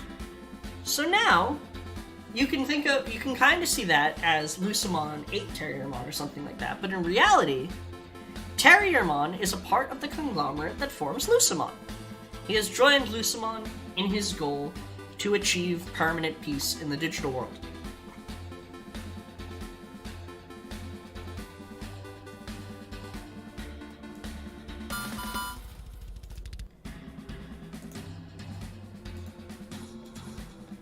Also, just for the record, in the future we are absolutely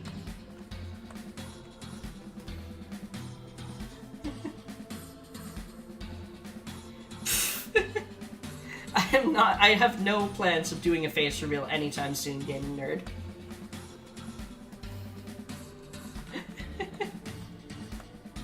Half-Draggy, I'm gonna warn you right now, ordering Lucemon around like that, that's exactly how Yggdrasil got his face kicked in. And it didn't even have a face.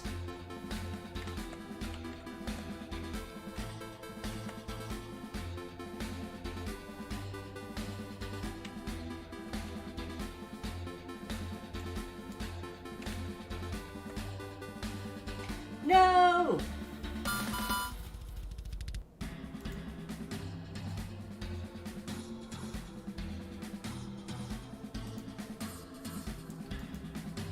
Did the stream go down? Can you guys still hear me?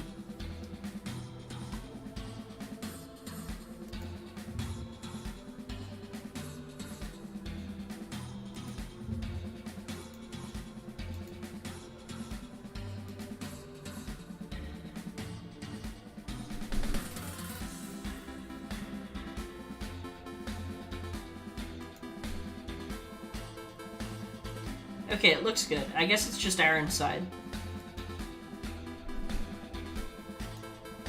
Okay. So here.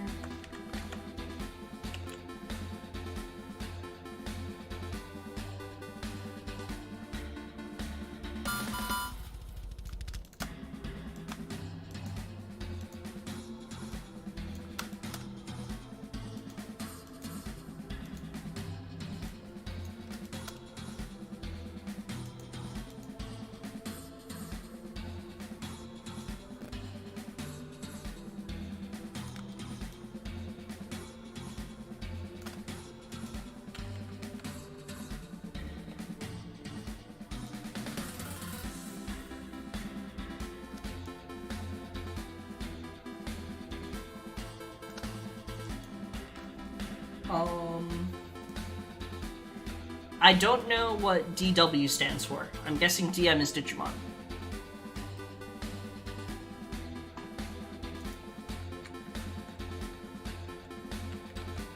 Ah, Doctor Who X Digimon. I don't know.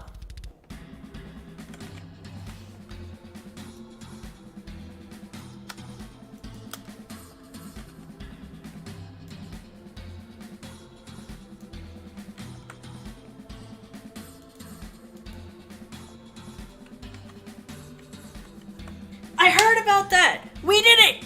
We proved to Toei that Digimon is profitable. We did it!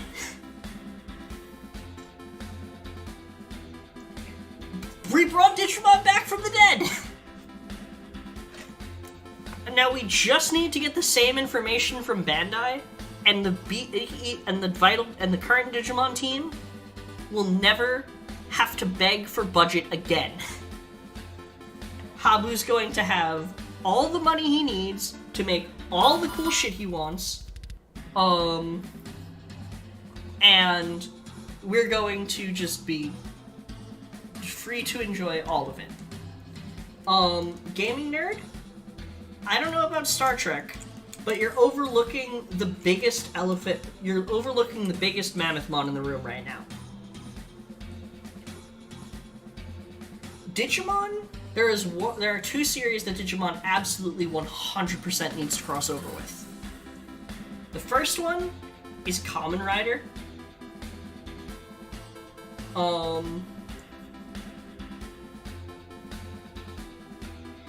Yeah, that's a good point, Half-Draggy. The first series Digimon absolutely needs to cross over with is Kamen Rider. Like, they just work too well together. There's literally a Kamen Rider season that's basically about Digimon.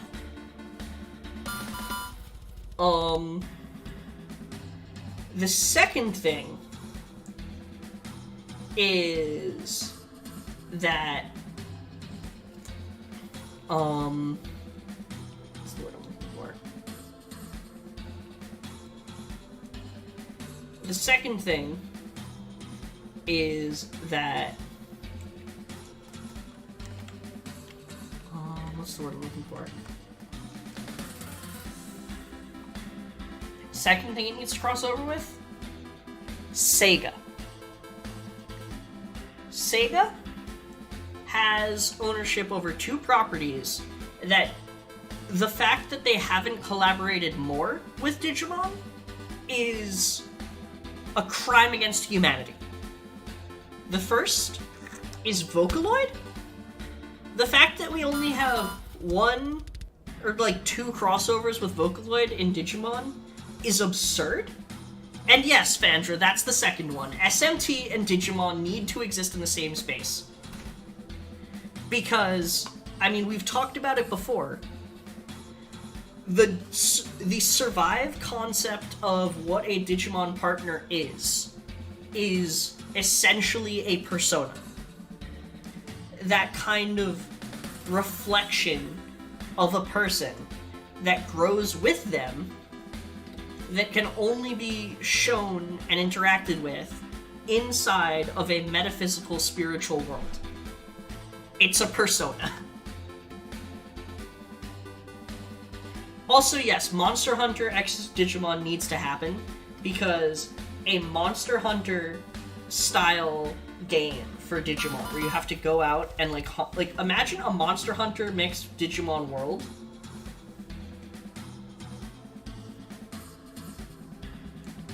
Yeah, that's another one. Tekken is literally canon to redigitize.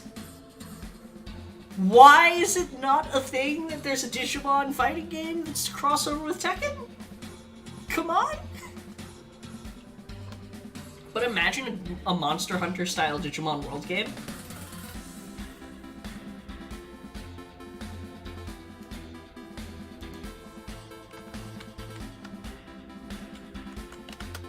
Okay, so it's gonna be called...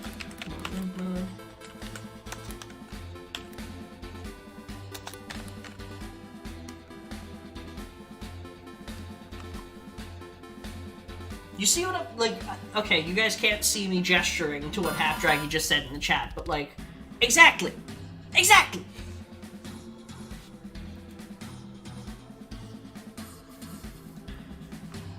No gaming nerd. No gaming nerd. See, the way it would work is that they would set the Digimon Tekken crossover in Cyber Sleuth, and then they would set it in Cyber Sleuth, and the name of the game would be Jimmy Ken.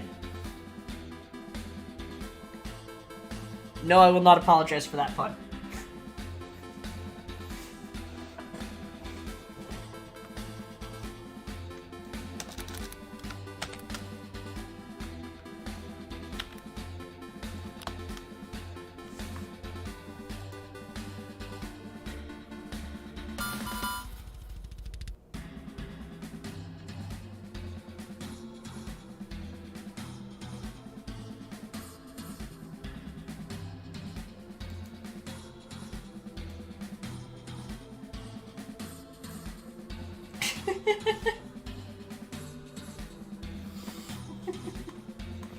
Okay, listen, regardless of what your opinions on Jimmy Ken are, we all have to admit, Ephemeral Hummingbird is a fucking bop.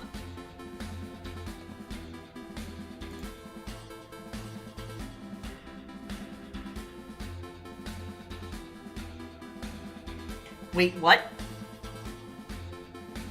No. Half-Draggy, do you realize what you just said? If Tekken arcade cabinets are canon in Cybersleuth, and Tekken is canon to Redigitize, that means Redigitize has to be a game in Cybersleuth. Mirai isn't an interdimensional god being. Mirai is Monica from Toki Toki Literature Club. The weird experiment she was a part of was just basically giving her access to the outside of the system. She's just got witcherly magic. Holy fucking shit, my dude. Holy fucking shit is right.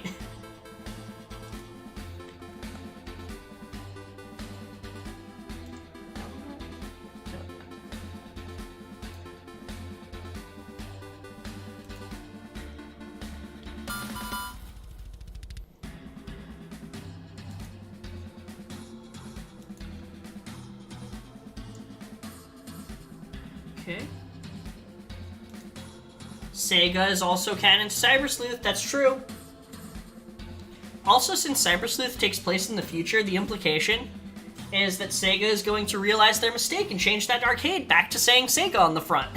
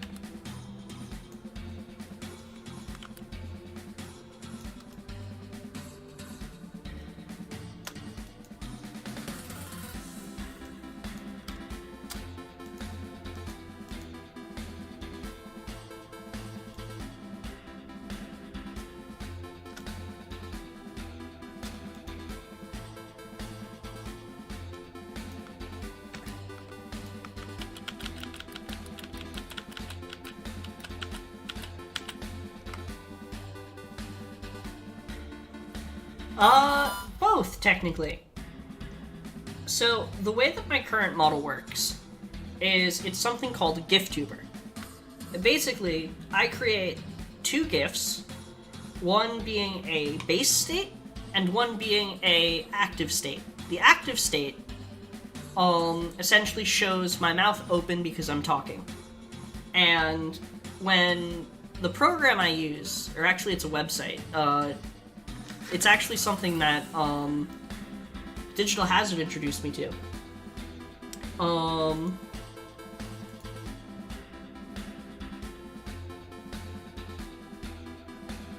Half-Drag you... Oh wait, there it is. I was about to ask where it was. Yeah, you're right. Tekken is there. Fantastic to see that that's... Dear God, what is happening?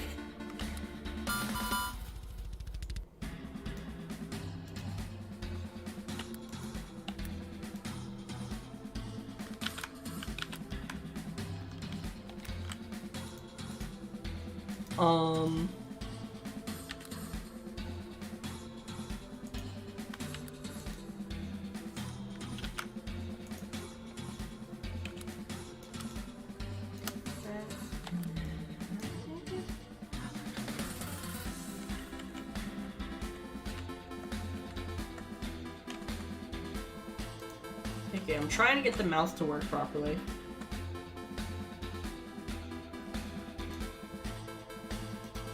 Here's that one. Does that look like it's actually opening the mouth or no? So what we're currently doing, gamer, is reworking the model to integrate a concept called Henshin Shinka, in which 4 Digimon are... Half-Draggy, we already went over the fact that Kingdom Hearts is canon to Digimon. It's a Tamagotchi now. There is a digital world which chronicles the events of Kingdom Hearts. And in fact, it could possibly be said that Kingdom Hearts is its own network of digital worlds, and the individual worlds from Kingdom Hearts are, in reality, separate digital worlds that are being hopped around to. We talked about this on the Tamagotchi episode, remember?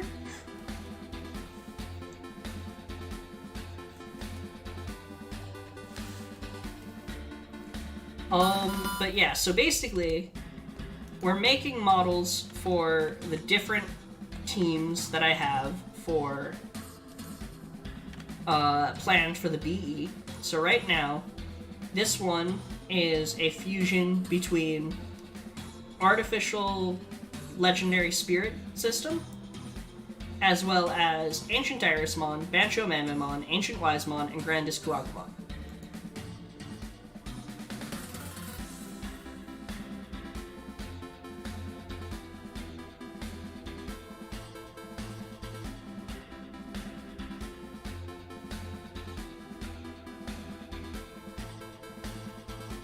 I do not in any way understand what that means, Draggy.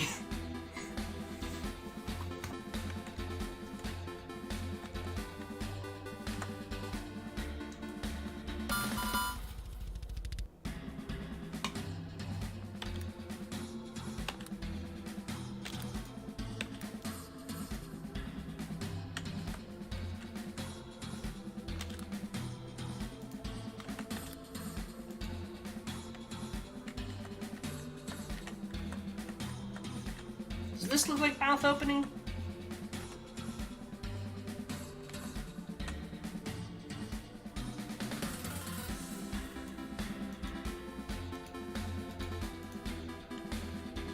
I feel like that's overkill.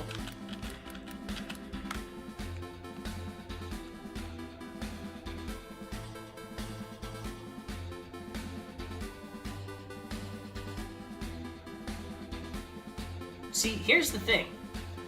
Eaters are a potential factor. Death is inevitable. So it's might die versus definitely will die. Also because Digimon.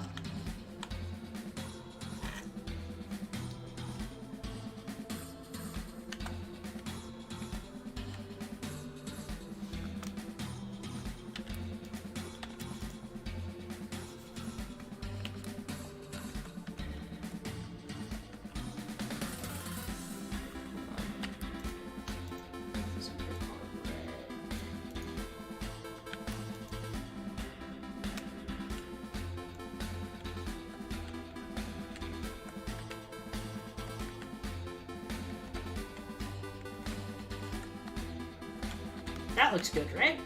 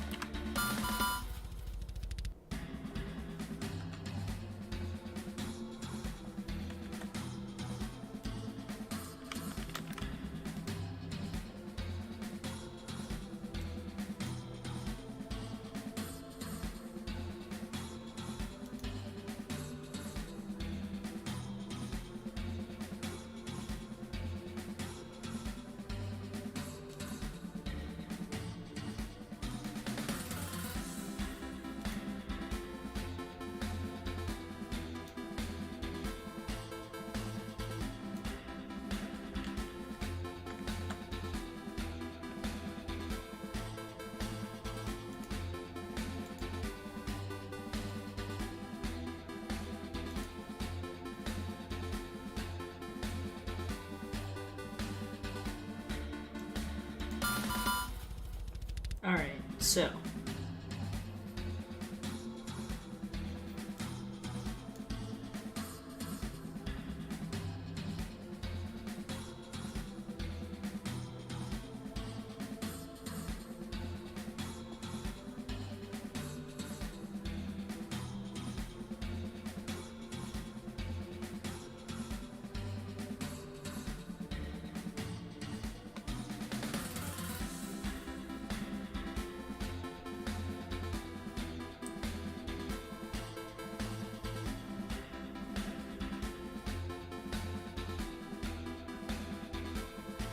Okay, half draggy. That's actually supposed to be canon, and that's how Mirai gets into the the Cyber Sleuth world. But I really, 100%, I really 100% want to believe that it's just that Redigitize is a video game. And no one wants to tell me that Redigitize is a video game.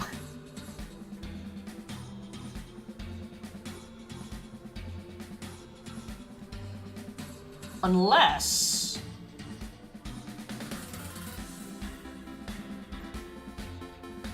Redigitize is a video game that Mirai gets trapped in the first place because of experiments involving Eden. I don't remember. I've never actually completed Redigitize. I don't know what the story is. I just saw the beginning cutscene.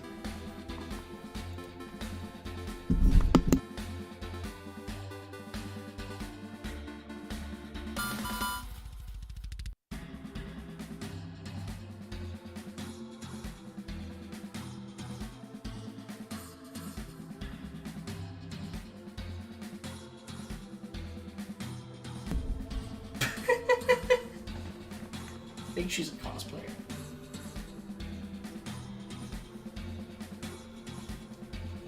Gaming nerd. It's gonna reach the edge of the known universe.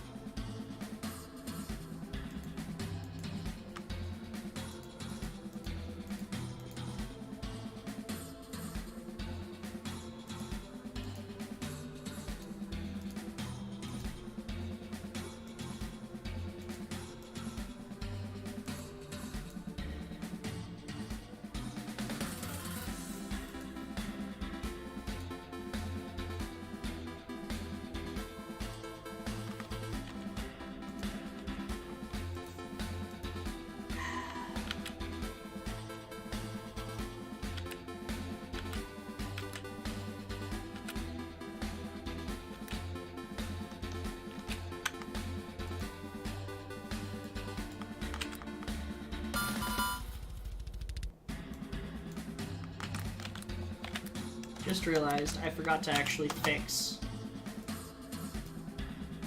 that part.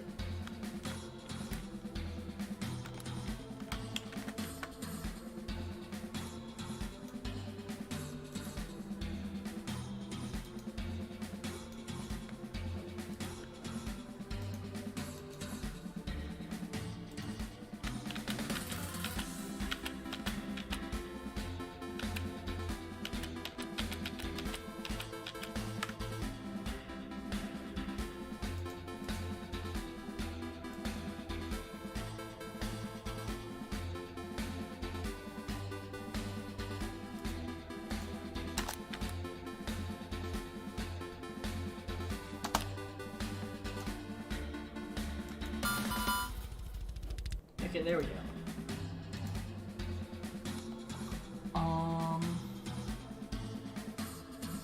Now we can import.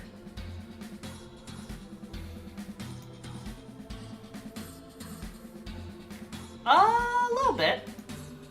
There's a little, not so much Thetismon directly, but I was going for a similar type of dress, and so that I just very much like that type of dress, and so I was going for something similar to it.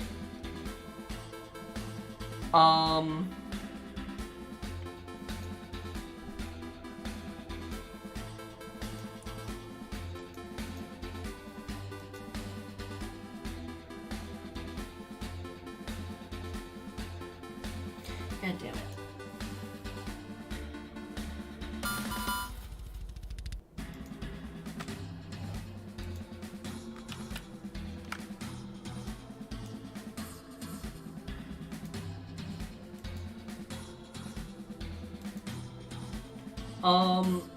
So Thetismon has a similar type of dress, so I ended up kind of doing that. The legs are actually from Lotusmon, and the upper body comes from Kazemon.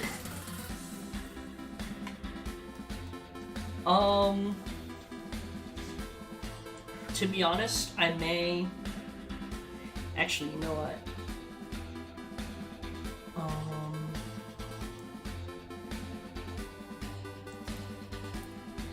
I'm thinking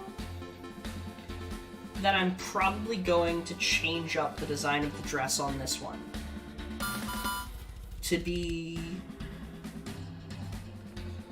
I'm gonna go with a different design for the dress on this one. I'm gonna come back to it. Because here's what I'm actually thinking. I initially was planning on doing Thunder first,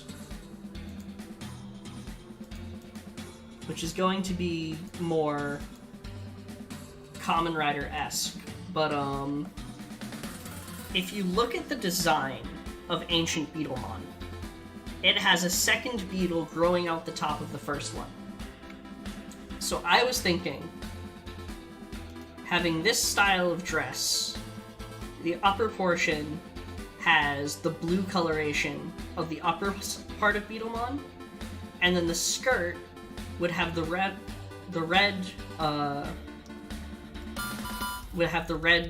coloration of the lower part of Ancient Beetlemon.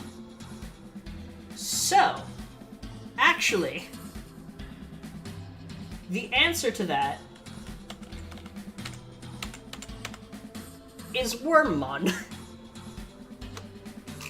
We were talking about it earlier during the stream we were doing with during the actual lore part of the stream, but when the Frontier Dims started arriving, I was messing around with my old detector, and I learned that the Digimon that it starts you out with. So first off, the detector's evolution system, the way it works is each Digimon has an element, and if you load Digimon of consecutive levels into your D-Docs, and they all have the same element, then a given Digimon can evolve into the next stage, into the set next stage.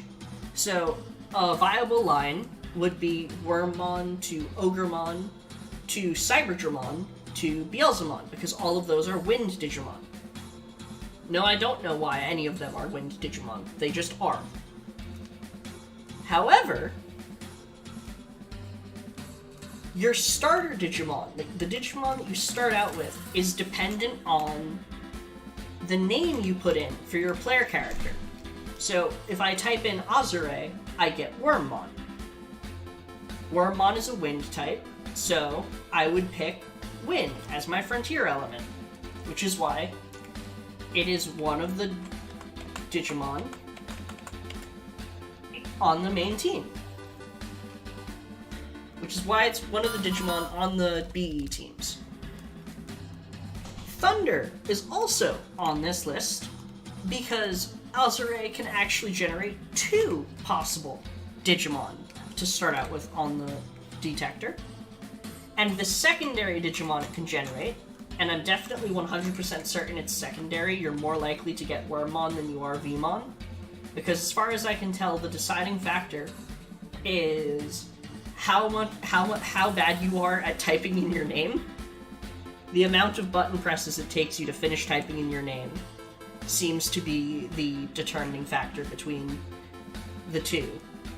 But the secondary Digimon is Vmon, and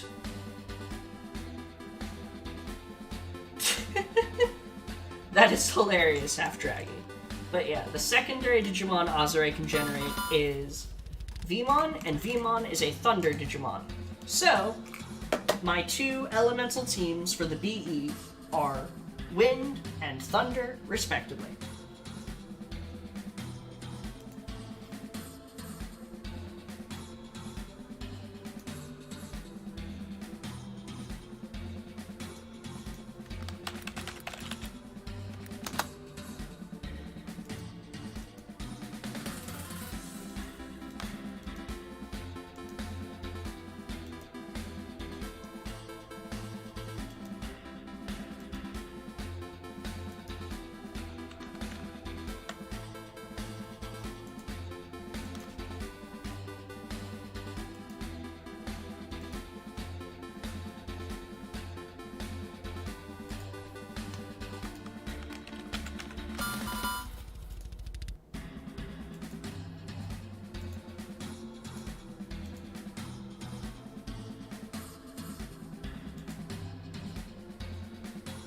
Yes, Fandramon. It has a 5-character limit.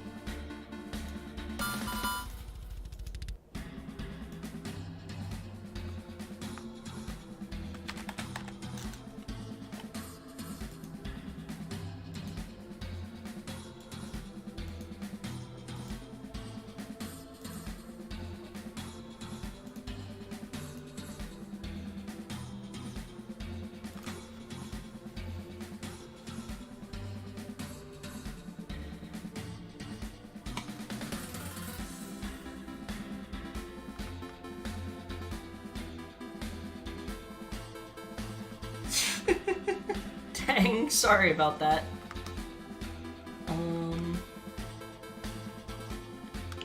Let's see.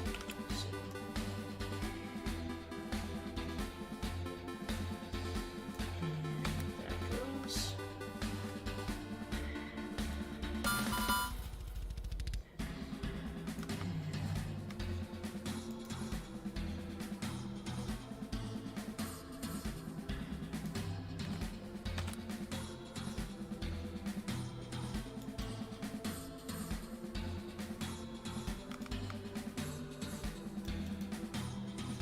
Wait, what? You can't raise them?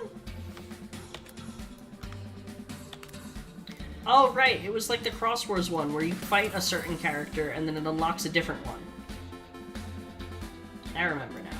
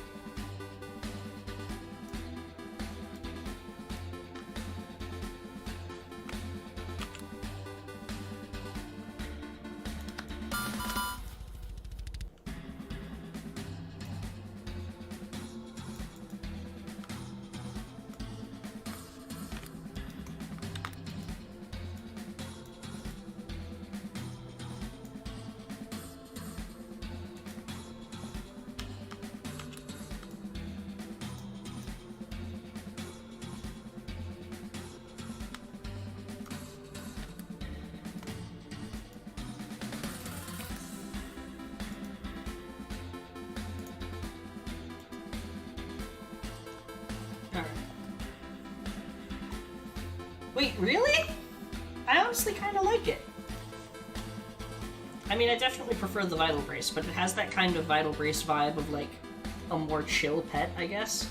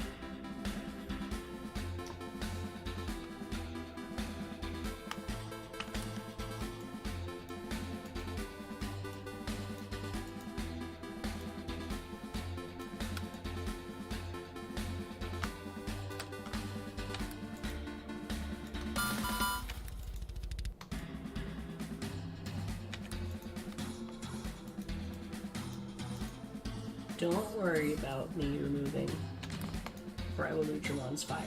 It is okay.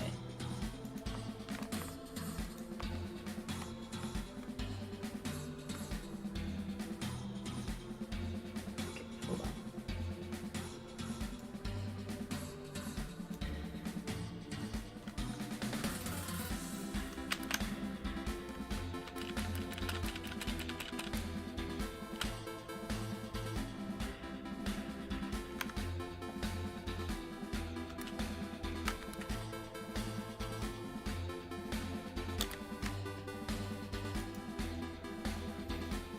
This one's going to be Kamen Rider inspired, is the plan.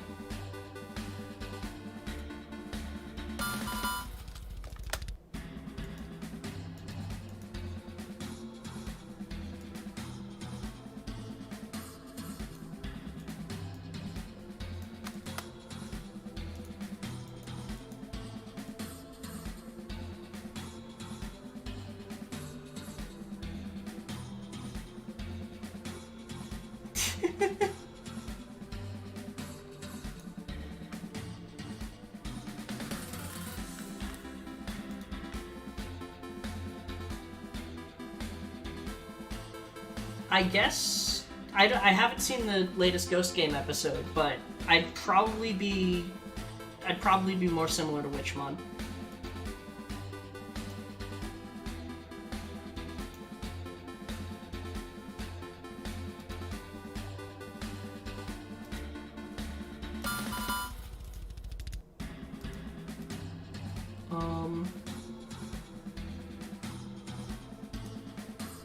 Okay, so, original Digital Monster 1, that'd be Pet Pole.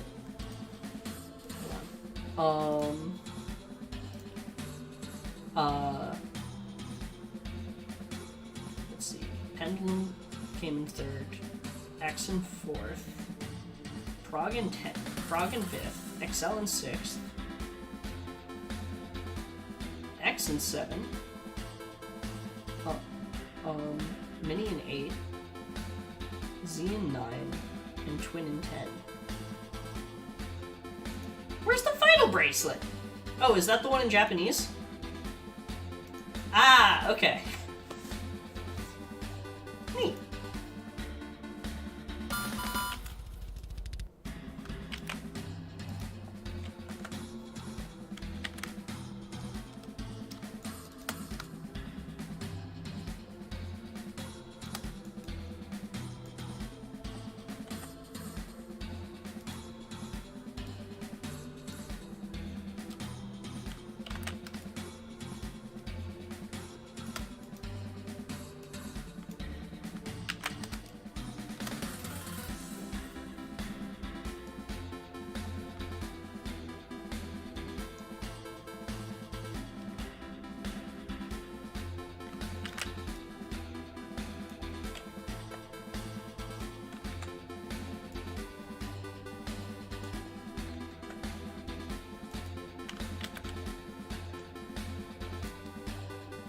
I have not seen that one yet either. I'm actually very behind on Ghost Game. I've had so much school stuff, I haven't been able to do anything Digimon.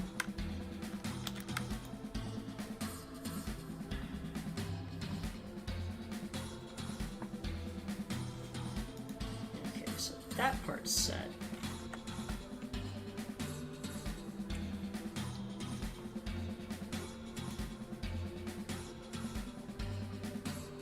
Ah, half-tracky, I know what you mean. There was some game that I got on my 3DS that the cutscenes were completely bugged out and I couldn't be bothered to fix it. Or was that computer? I forget. The important thing is that this Kamen Rider one will absolutely maintain the idea of maintaining the idea behind that. This go.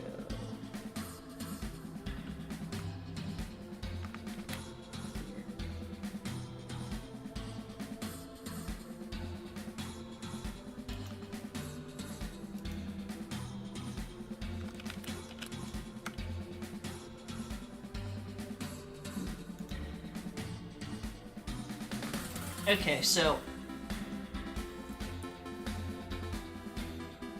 Grand Kuwagamon and Imperial Dramon Dragon Mode especially have fairly similar overall color schemes. It's mostly the accent colors that are different.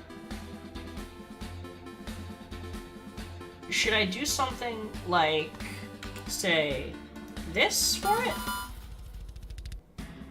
Where I just change out the accent colors for like a brighter gold instead of the silver? Or do I go all out on the gold and kind of just like flip the color layout? What do you guys think?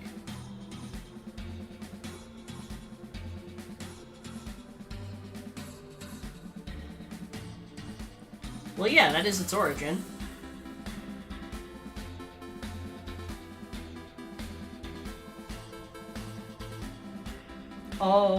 Okay, hold on. I'm behind on chat stuff. Most wanted dim.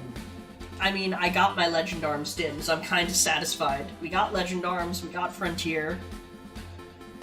At this point, I have all my partner. We got the version 1. The only thing that I'd be willing to switch out for would be a version of the version 1 that gives us Alter S. But, like, even then, I'm not even using Blitzgreymon, so, like, I'm pretty much set, honestly.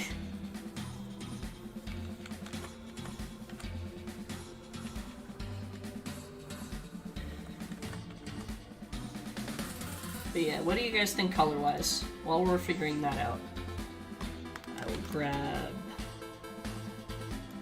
this.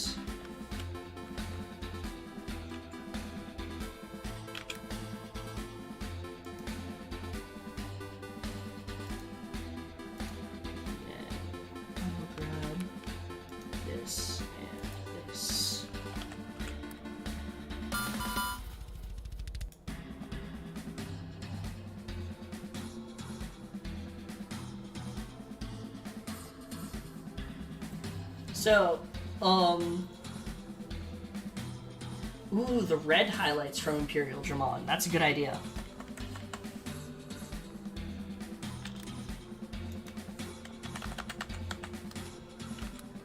So you mean something like this half-draggy?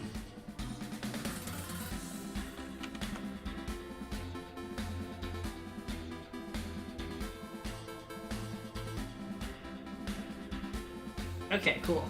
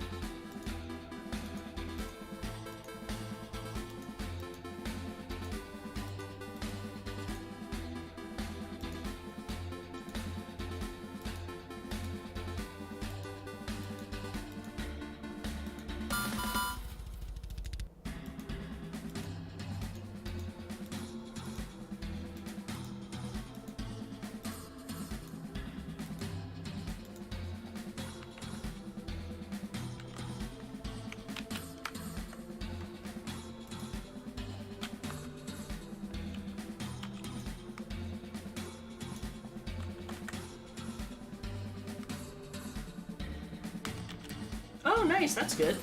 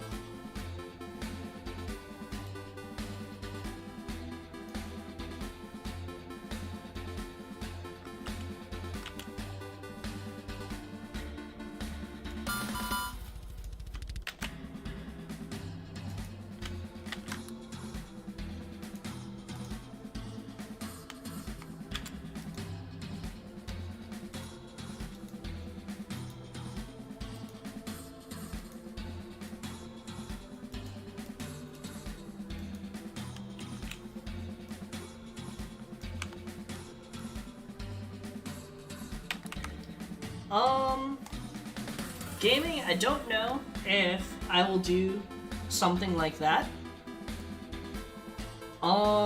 Just cause like, when it comes to live streaming, you don't have the option to edit things out while you're live. And so, for safety reasons, for the safety of like the channel and stuff, you can't really do, like I can't really do a live Q&A, because like where people actually come into the VC, because basically you have to vet who you're gonna let through the VC to be more certain, not like you can't be 100% certain, but to be more sure that they won't end up saying something or trying to promote something you don't necessarily agree with and that may not be allowed on the platform.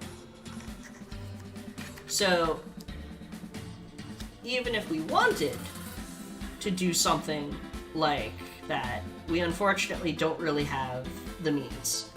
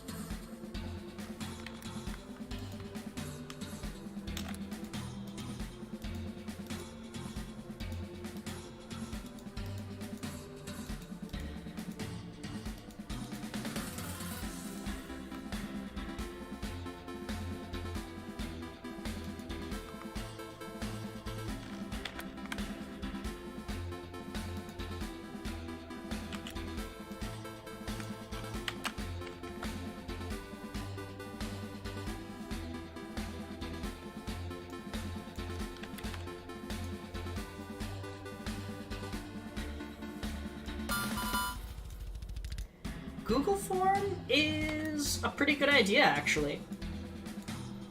I'll look into setting something up like that.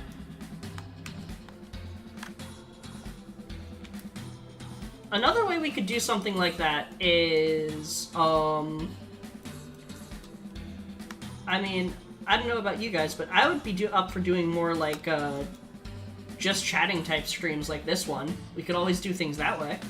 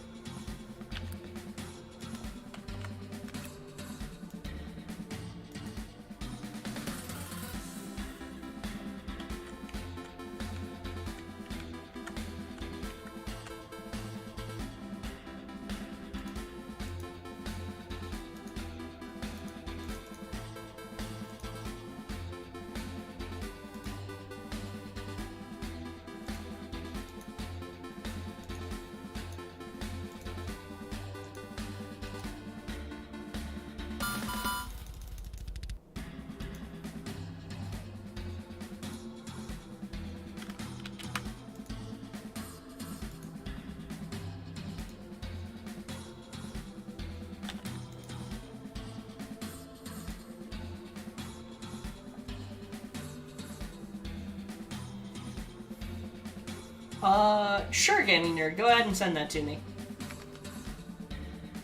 Let me see.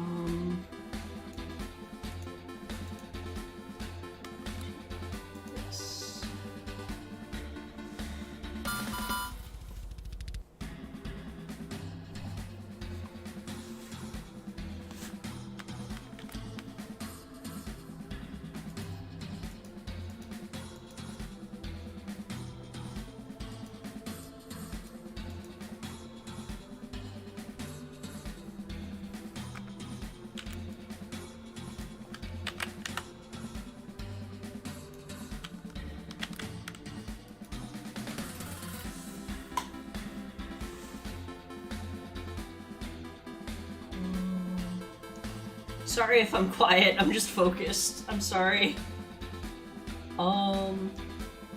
Let's see. Let's just make sure I got through chat. Oh cool, the battles aren't lagging? That's awesome. That means you can actually, like, play the game. Let's see. What?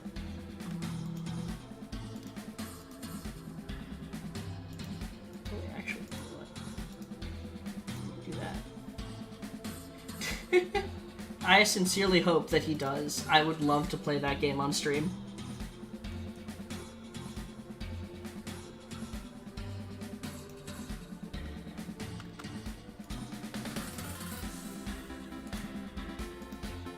Also, gaming nerd, this must be a massive question because you've been typing for a while. I'm honestly kind of excited.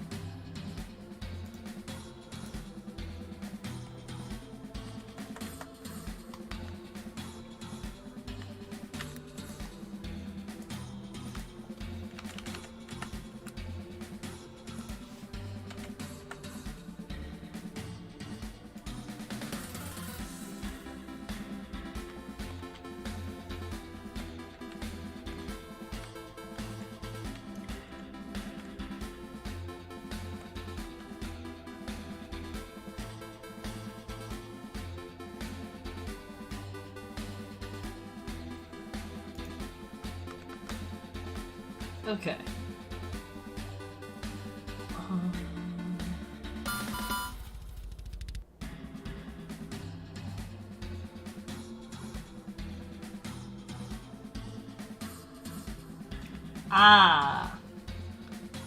Okay, so personally, I think that basically what you're going for has kind of already exists.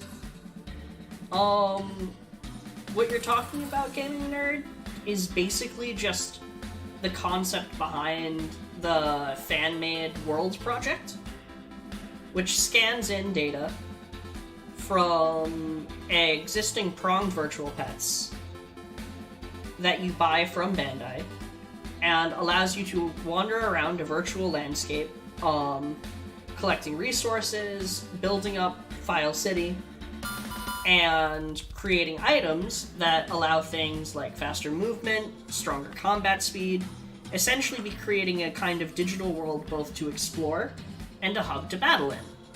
If Bandai were to take that concept, or the concept that they created in Digimon Next, and use that as a full-on, like, turn that, like, basically it would be an upgrade to the Vital Brace app that essentially just goes full force turning it into a computer game. From there, it could become VR. But overall, it kind of is a thing that, like, we're headed towards, but not really, like, fully. And I kind of like that aspect, because as much as a Digimon virtual, like, MMO, like, proper MMO, not DMO MMO. But, and sorry I'm avoiding the term you use, it's just that, like, as a term, that word has become so controversial, let's say, that it doesn't even really mean what it initially meant, which is a cyberspace. And I don't want to say it out loud out of fear of attracting bots that have to do with that kind of thing. But I see the point you're going for. If you haven't already, I'm pretty sure you have. Actually, let me take a look at that, actually. Okay, I recommend you look... I'm gonna actually send you a link real quick. Let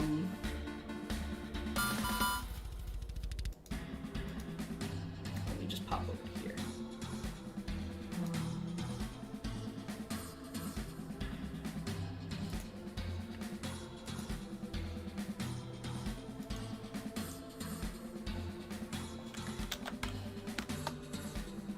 So, I sent you a link. That's for the World Project. It uses a...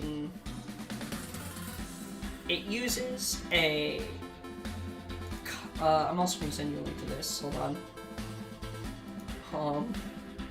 Sorry, there are a couple links I need to send you.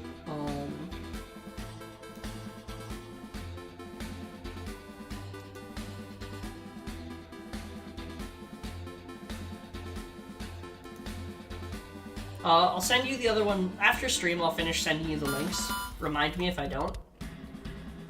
But basically,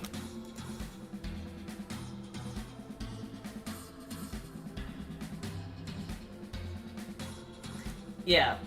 Basically, it's an existing project that takes the current virtual pets that exist, not the Vital Brace, but the pronged ones, and does something somewhat similar to what you're talking about, so it might be something you'd enjoy.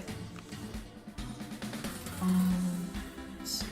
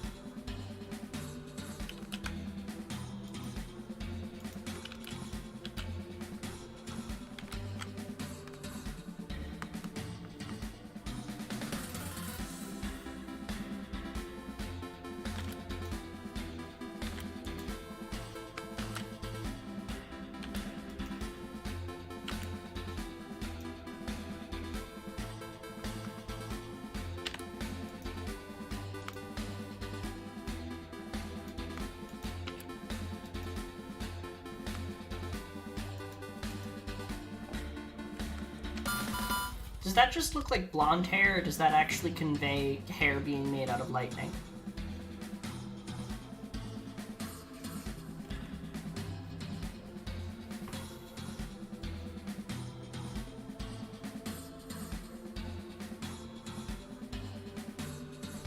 Oh wait, I know.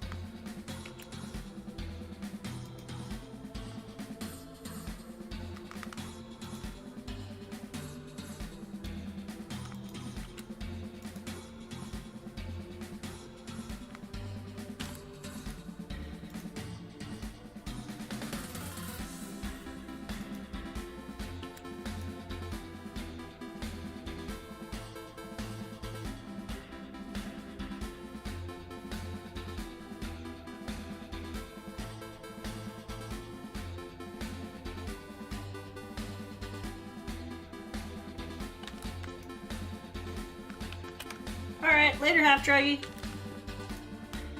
Also, holy crap, it has gone on way longer than I thought it would. I'm kind of okay with that. I think I will probably just keep streaming for now.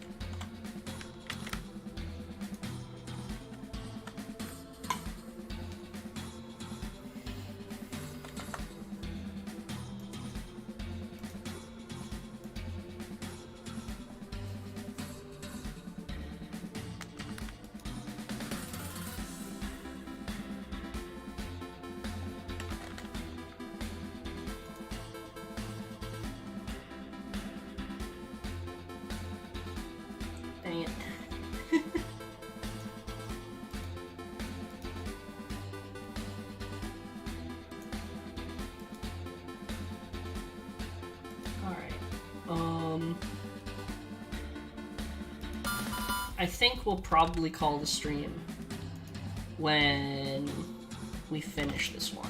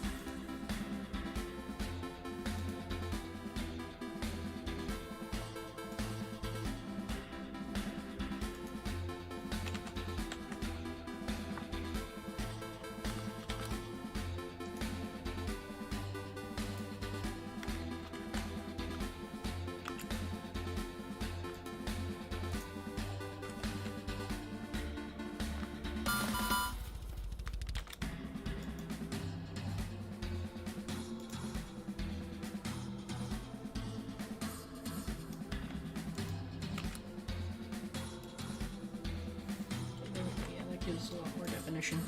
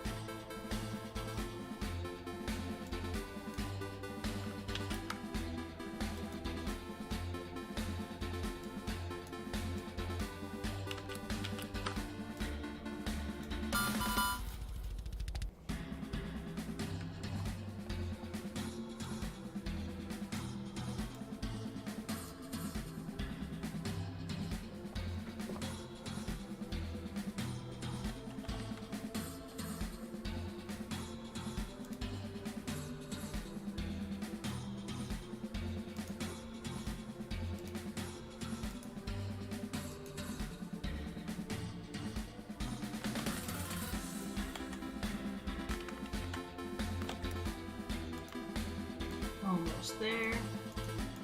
And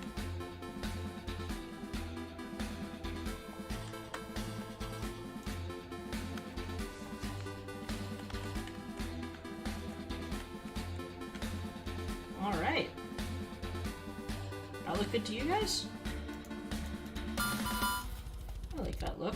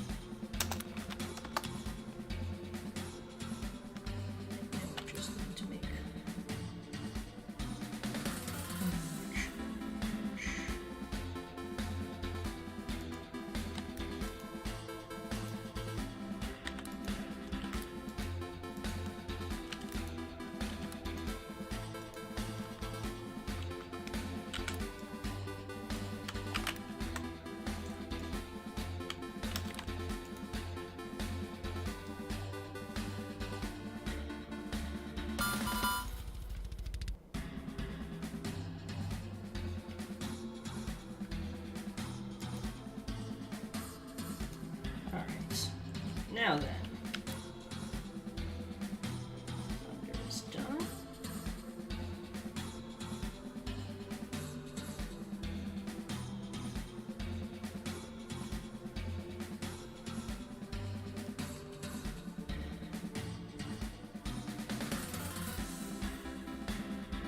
So we'll slowly work our way back.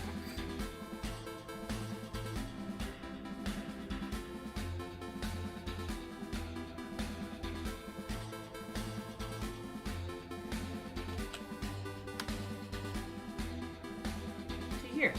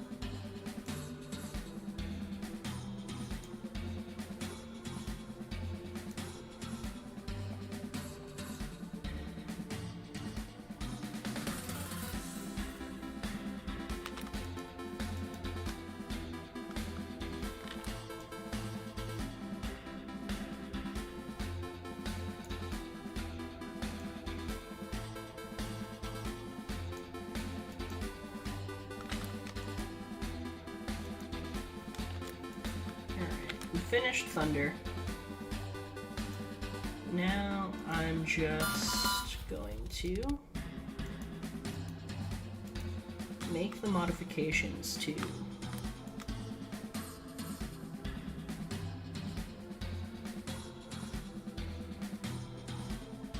wind such that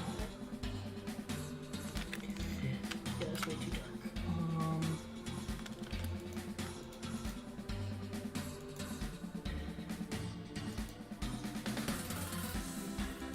I am so hyped. So absolutely hyped.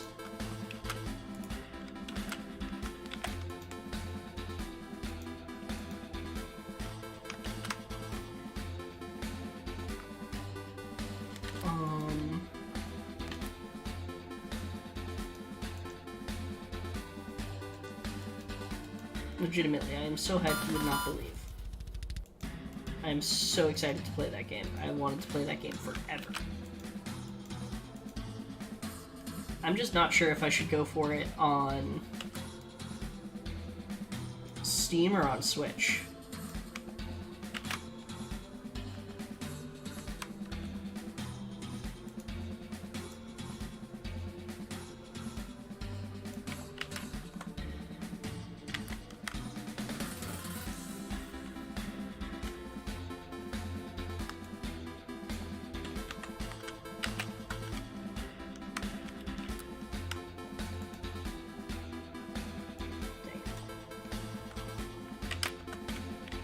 There we go.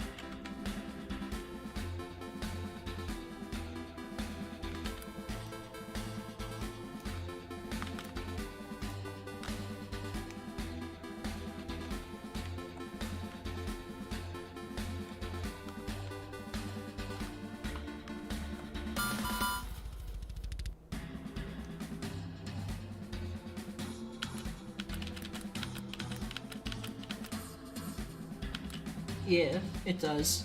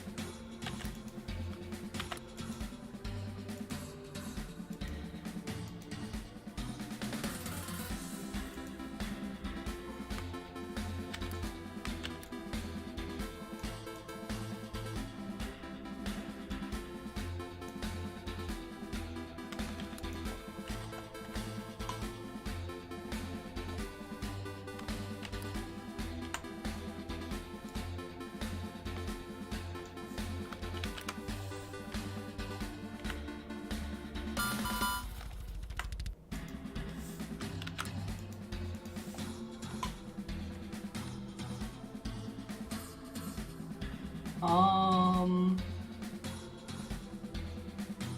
Ah. Sure. Neither one, really. I guess if I had to pick, like, a Digimon of that type, it would probably be Rafflesimon? I don't know.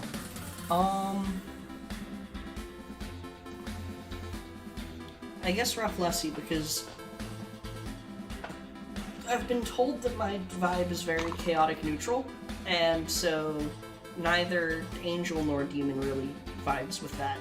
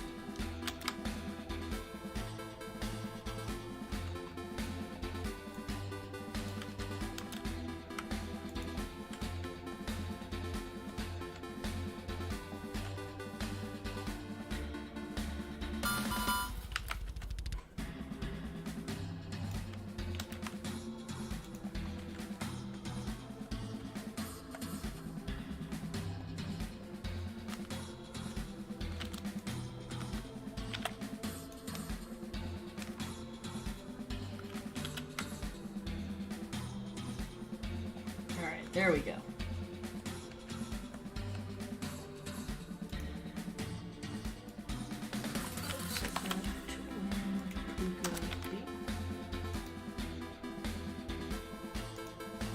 Make sure I don't have a wind Puka Bee.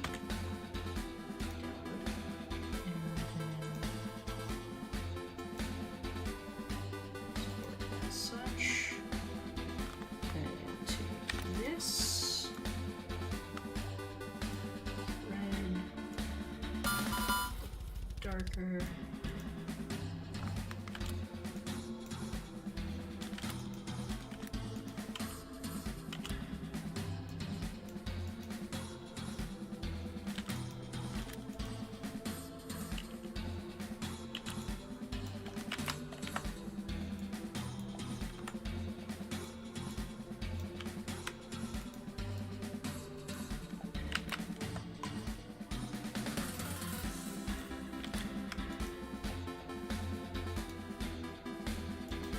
Okay.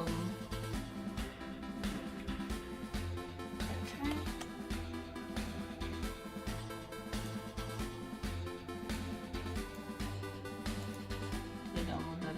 I did. Hold on. I need to rename that because it changed. It didn't register the name change.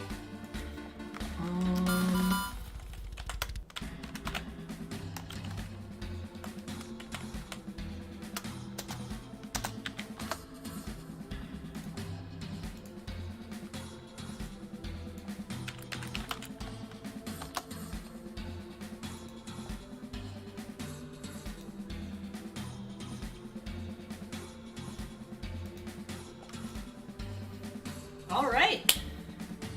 We have finished the 2 Henshin states for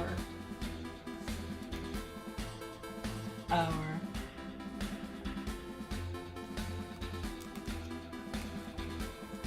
if I didn't have the ability to choose, I'd want Wormmon. Or actually, no. I didn't get the ability to choose, it just gave me Wormmon. So I've already answered that question. But yeah, with that finished, I think we have been streaming for... Okay, I'm gonna let it go for the rest of this minute. We have been streaming for 4 hours today. That is insane. That's honestly really cool though, I love that. I think it would be fair to call it here. So that is exactly what I'm gonna do. Thank you everyone for coming and staying for this long even. There will be a Monspiracy tomorrow, and it will focus on either undeath. So there were a few Monspiracies I had planned for October that I couldn't do because school stuff got in the way. Tomorrow's Monspiracy will either be on the 7 Great Demon Lords and the Royal Knights, or on how undeath works in the digital worlds. And with that, I shall bid you all adieu. Until next time. See ya!